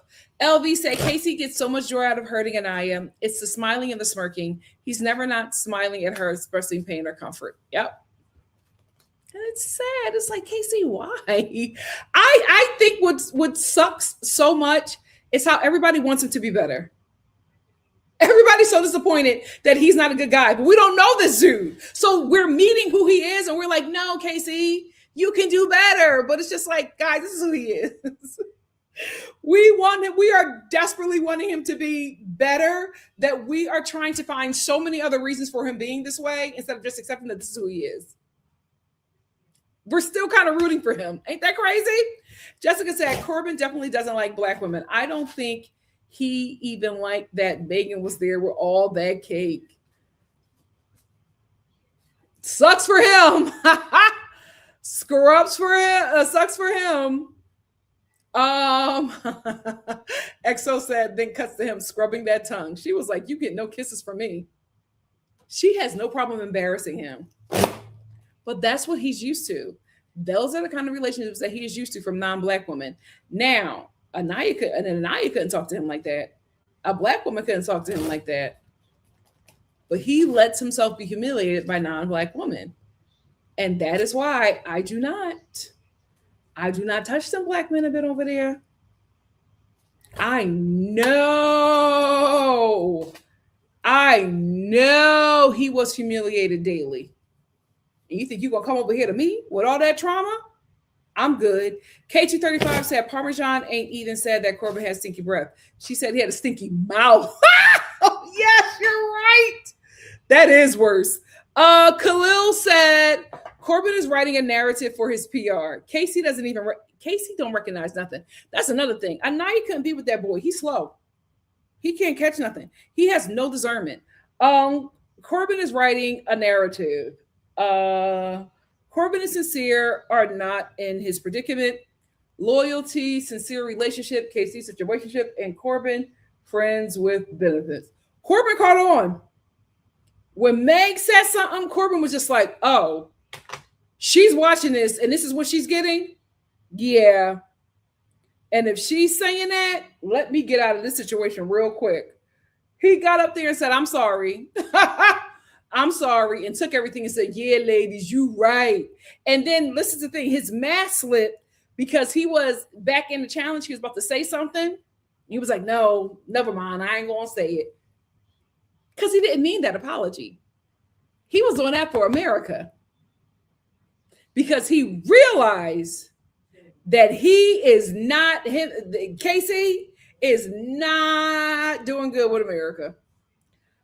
So he was just like, and that's my boy. Let me switch it up. Because he did the same thing to Kenzie. And I said that as soon as they were going to be in the bottom, he was going to switch up. And what did he do? I'm 50. I'm 50 years old. Said when Sincere mother spoke, we all should have actively listened.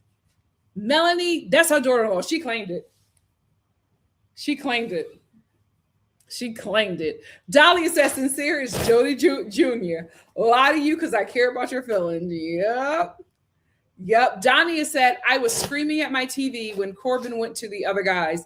I said, I want Casey to leave her alone. I wish Mel would just take her own advice. She told Anaya, you don't need to build a beer. Yep.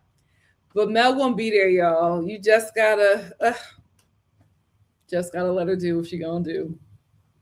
Brittany said, poor Melanie, being so intuitive has got to be so horrifically exhausting. Yeah. That's why she was crying. She knew, but she doesn't trust that intuition yet.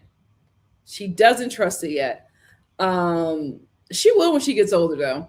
Naima said, I stand with Mama Star low-key. I'm glad TT apologized, and I like her more than Permita. But she got to go, especially talking about nobody going to talk to mines like that. She's going to... Oh, you got cut off. She is going to allow that man to disrespect the woman. Where she want to be, y'all. One Bad Brownie said, why is this earring betraying me? One Bad Brownie said, I'm with Mama Star because it gave producers say I need to be nice to you. But I do think that she wants to be liked. I do think that she wanted to have a good time with the girls and be liked in the villa. But you guys are not feeling TT. Oh, Lord. Oh, gosh. We're way over 2 hours. Let me get a couple more and then let me get you out of here. I'm having so much fun. I didn't even think about the time. L Boogie said, I'll be willing to bet that they moved with this challenge up so that Anaya wouldn't pull the I Quit card before they could bring Carl. She took them shoes off. She was going to go pack. Thank God for Melanie. Zora said, no one is babying her. This isn't Love Island first. This isn't a Love Island first. They bring people back from Casa. I've never witnessed this in my Love Island history of watching. Hey Ryan. Ryan said Carl will lock in. Carl just answered a question, and that kiss with Sydney was pushed. I think he's fully on there for Anaya. Honestly, I think so. E for Empathy got it, Simone. Thank you so much for calling it out. E for Empathy got it. E for Empathy. Can you hit me up on Instagram and let me know if you need some more assistance? Because the live chats are getting bigger. I hope I'm trying to see who I need to block. Okay. Toya Star is there too. But moderators, just let me know if we need more help. But the Star family in the comments saying, listen, we will kick you out of here. And they know I don't play it. But just let me know, moderators, if y'all need more help. Is my mic on? Said, first of all, why can't we baby Anaya? After all the dragging she's been getting me for, she even entered the villa. I don't want to call it babying. I think it's fine and fair for us to protect her, especially when she leaves the villa. That world is not going to be nice to her. And I am ready. I am ready. I did it before and I'll do it again. She Baba said somebody doxed TT. They found out she's been on 2 different reality shows and was on Deshae Frost's stream. I did see that, and I'm just like, what's the problem? I don't see anything wrong with that. She's going to be on more reality TV shows. She's probably going to be on Netflix dating show that they take everybody from. Like a lot of people make this a career. I'm not mad at her for that. As my mic on said, the way I've seen some white women defend Anaya and black women celebrate being proudly Team KC, not everybody wants to leave the plantation. You got to leave them like Harriet, child. Hold my beer said Anaya's a Nepo baby and has connections. That's why she's getting this weird pass. You think so? I think she's likable.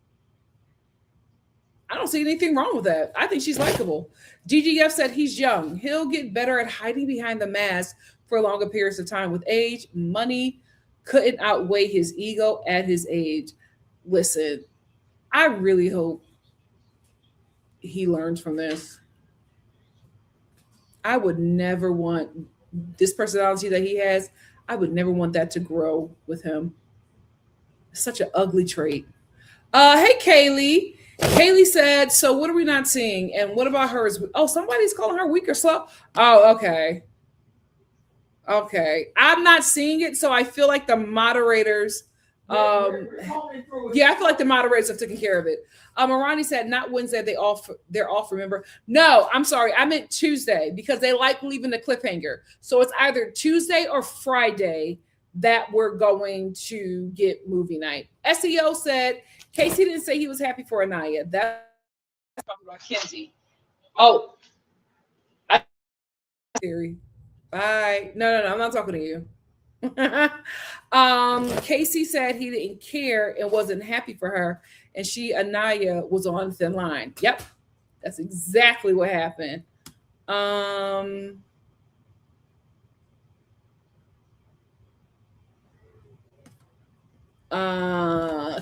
and 5. Dahlia said, honestly, after everything I've been through, I'm done caping for everyone, regardless of gender. Everyone gets a side eye from me until proven otherwise. That's it. That's good. I'm working on it daily. Sometimes I mess up. Zora said it's sad because a lot of black men are not that understanding of us and will not lend that much grace. We've seen it way too often, but that is the problem with privilege, right? Because black men have privilege and that is their gender. So the privilege rarely are kind to those that they feel like that are beneath them, and that is the problem.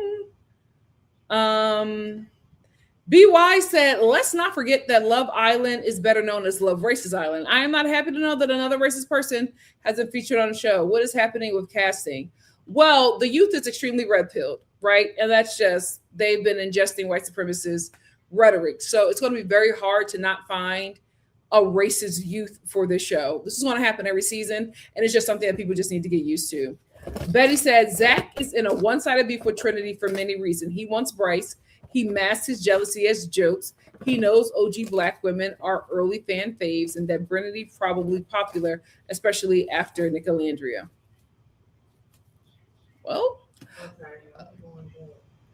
Jessica said, I hope Zach's shady behavior makes it on movie night. I think it will, but I don't know since he's a production plant. I think it will, because it's not going to look well for them if they make it about the men of color on the show and not Zach, because he said some awful things. Unique said, when the guys were saying that the Villa girls were high school, I don't think it was about their maturity level. It was about their willingness to put out. Oh, absolutely agree.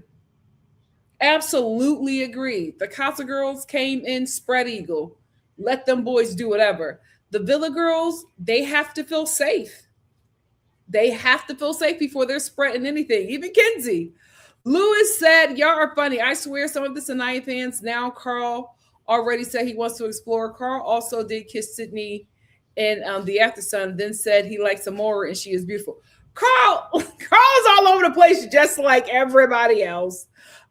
Jennifer said, Lewis, it sounds like you want Casey. Oh my God. Okay. Guys, don't fight.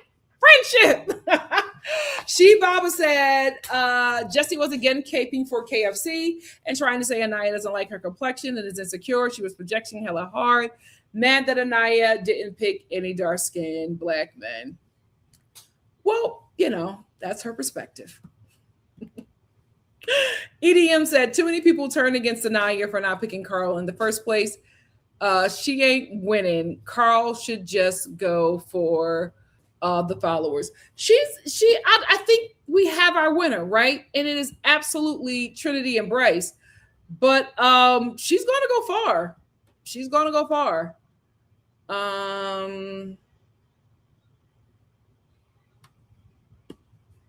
Jennifer said Dami calling Anaya insufferable was crazy. I'm like, you of all people calling somebody insufferable? Okay. Toya Star said, thank you for liking and sharing this live and supporting NikkiStar. We appreciate you. We really, really do. Khalil said, Anaya has a moral high ground that only certain people know about. If she didn't realize that she was literally sleeping with the enemy, that's not her fault. I mean, not knowing. I mean, who knowingly sleeps with the enemy? Exactly. Hello. There are women who are 20 plus years older than Anaya who are currently sleeping with the enemy. Like, let's get a kid some grace.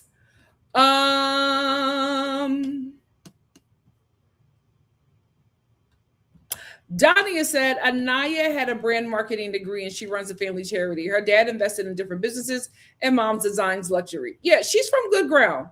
She's from good stock.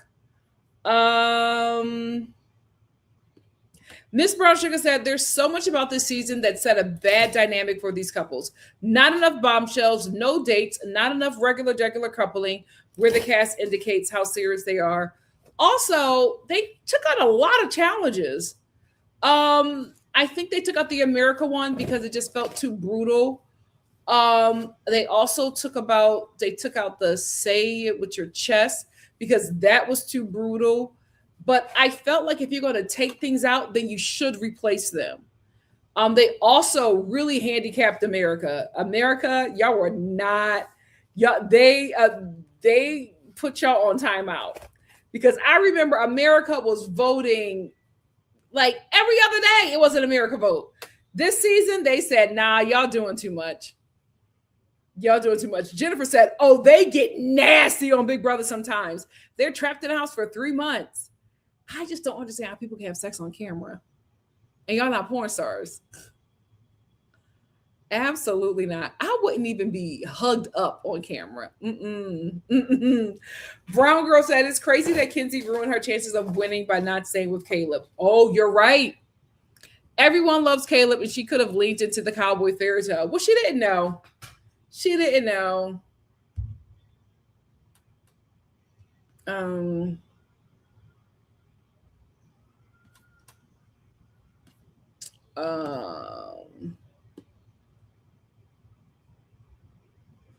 Yeah. I Maven said, I don't think there's anything wrong with Tierra doing another show. So what? Same. I do think Love Island needs to get better at vetting these ladies because too many have been caught using the N-word or other slur. Well, that's the thing. Like I said before, the youth is red pilled. They're all going to have something. So I don't think that they're going to ever beat that. And especially, not only is the youth heavily red pilled, the youth also is raised online. Those underdeveloped brains are going to write and say some dumb stuff. I don't think there's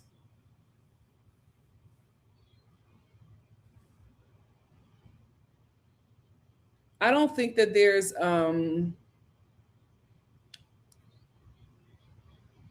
anything that they're going to be able to get away from. So I think the show just has accepted that. Thea said, what clips do you think should be added to movie night, Nikki? I absolutely think Corbin and Casey's conversations in Casa. I think Zach's conversations with Bryce about Trinity. I think Zach's conversations with Bryce about Kata. I think Caleb is going to be fine. I think they're going to show Kenzie and Corbin. They're going to show Kenzie saying, let's keep this from each other. Who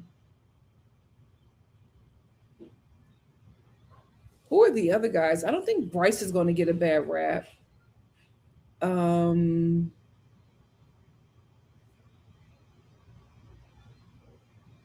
Corbin, Casey, Bryce, Zach. Yeah, I think those are the only guys. I think it's going to be Corbin, Casey, Zach, and Bryce will probably, be. I don't think he'll be saying anything, but I think he'll be listening to Zach say awful things, and I don't think that's going to work in his favor. I think that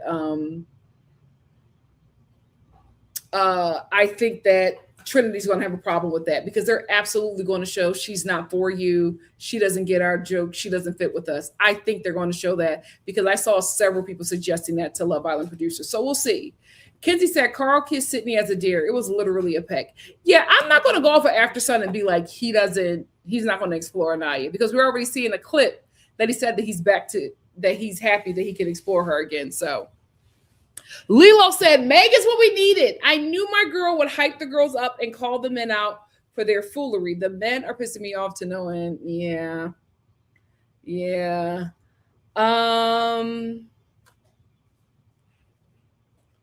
El Boogie said, is movie night all bad stuff or can they show good stuff? I think movie night really just exposes what people are saying behind each other's back. That's what it's been since its inception. So I don't know if they're going to show anything nice. I think they may show TT telling Amora about Sincere. Oh, forgive me, Sincere. They're going to absolutely show the things that Sincere was saying to Soul and Amora. Sincere, his lies, he's going to have to face them with evidence.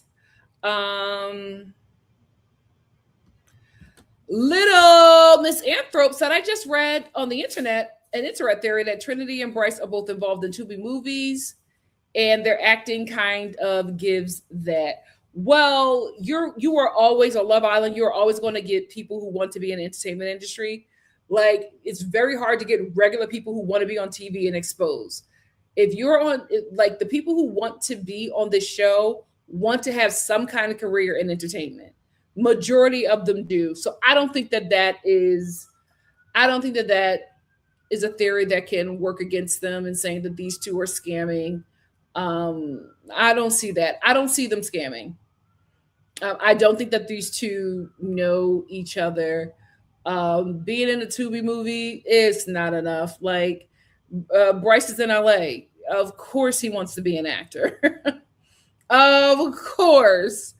His acting class in LA is probably having watch parties watching him. So I don't think that should be held against them. Sapphire said, I just know Insincere is going to try to justice himself next episode. So I need them to add the clip where he told Amora if they had more time, she could have been the one. I think that's going in there. Movie night, here's the thing. I was excited for movie night, and now I'm just like, the girls are just going to get humiliated again. There's going to be so many tears. When I saw the way Kata cried over Zach when she got that picture, I was just like, oh, I don't know about movie night. But I did not know that these women were that locked in with these boys. When I saw the way Anaya cried over KC, I feel like the only one who's going to take it in stride is Kenzie. But everybody else is going to be very, very heartbroken. And I'm just like, oh, this is not going to be a fun movie night. It's going to be real sad. Maven said Megan has bounced back from that Clay BS. Yes. And I feel like that's another reason why she was allowed to speak her piece to the boys, because what they're doing to the women is what she had just experienced. You know what I mean? Like, the guy is showing her this one part and she's not realizing that it's a mask. And when the mask fell, everything fell apart. Dolly said, did they do movie night every season for the US version? No, because they didn't do it last season. Baba said, Meg definitely highlighted the load of the tension in there. She sure did. I'm with you, honey. Honey said, as long as Trinity wins, I don't care. Me either. So I don't care about they're scamming. I want Trinity's my winner. I don't care. I do not care. Brown Girl said, I think Bryce and Trinity will get shown how much they missed each other during Casa. Probably. Well, they're the season winners, so I can see that happening. That's the thing. Laylo said, the fact that this is Red Pill Island is making me warm up to Kenzie. Well, Well, Baba said, this is why I feel the contestant should be 25 plus. I agree with that. I agree with that. People want an older Love Island, and I'm just like, I get that, and I would like 25 plus. But here's the thing: the girls cannot be over 30. You want women in their 30s on Love Island? Baby, the show will be 3 episodes. They're not going to be doing none of that stuff. They're not going to let the men play with them. The show's going to be over. It's going to be 3 episodes, and that's it. That's it. Oh, really? Boy said both Amora and Sydney said they were interested in Bryce on After Sun. Oh my God. Amora, don't go after Bryce.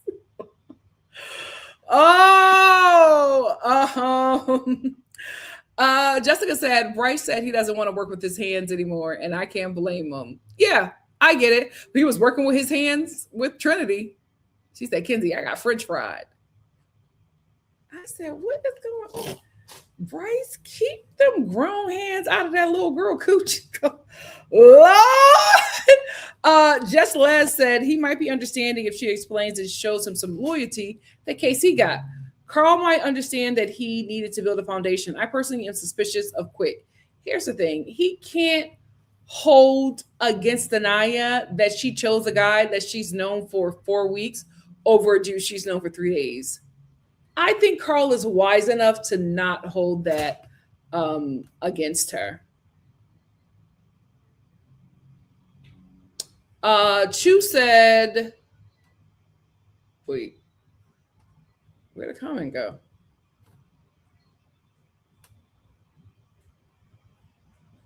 Oh, well, missed it. Sorry.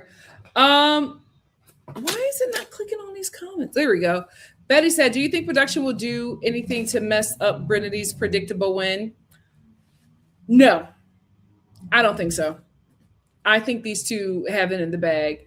I think movie night will be their biggest obstacle, but I think these two got it. They got it. I think they're fine.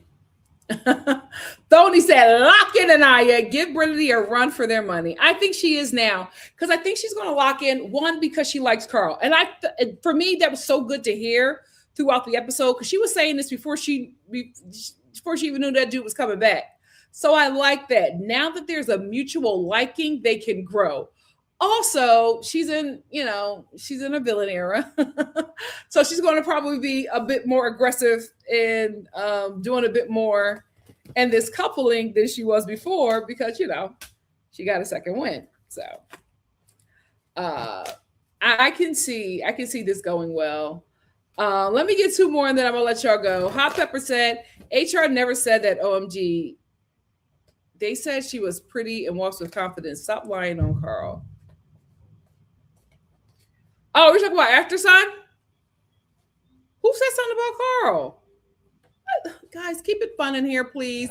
Dahlia said Carl might be a scammer in the works. If he can lock in and be Prince Charming to Anaya, they might get an upset. They might be a spanner. They could be an upset. They could be an upset. If they don't win, they will definitely get number 2, like Nicolandria. Baba said Carl is mature enough to not hold it against her, but understandably will have his walls up now. I agree. I absolutely agree. KT35 said, I don't think Trinity and Bryce knew each other before the show. Same. But I do think they got an unspoken agreement to stay together to win the show. Am I still going to vote Trinity regardless? Yeah. Baba said, Nikki, you give us a lot of your time. Thank you. Of course, I have such a good time here. Thank you all for joining me and staying with me this long. Jennifer said, if Anaya messed this up, I'm done with the show. She's going to do good, y'all. She's going to do good. Laylo said, do you think Carl will pursue her or let it go? They didn't give us much after the first Casa episode. I think he will pursue her.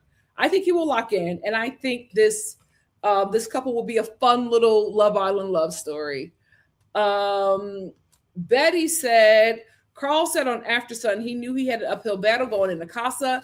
That is 3 weeks of people telling her overthinking versus 3 days. He wish he had more time with Anaya and very understanding of the spot she's in. Yeah, he spoke highly of her.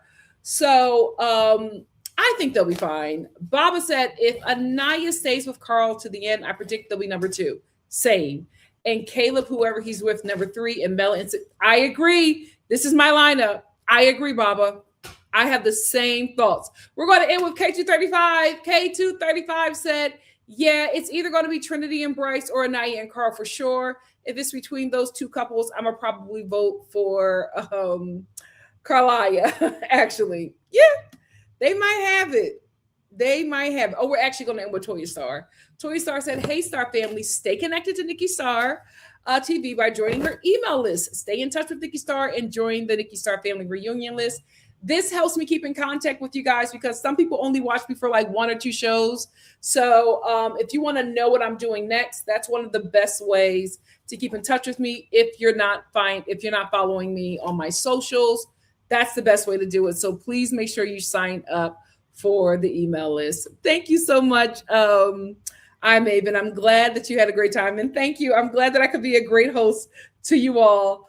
Good night. Have a good time wherever you are at. And I will see you tomorrow for Love Island. And also, guys, I want to say this. Even if you disagree with me, I appreciate you stopping by. There are so many people on the YouTubes that you can go to, but you come to me, and a lot of you have been coming to me every night for years. And I absolutely appreciate it.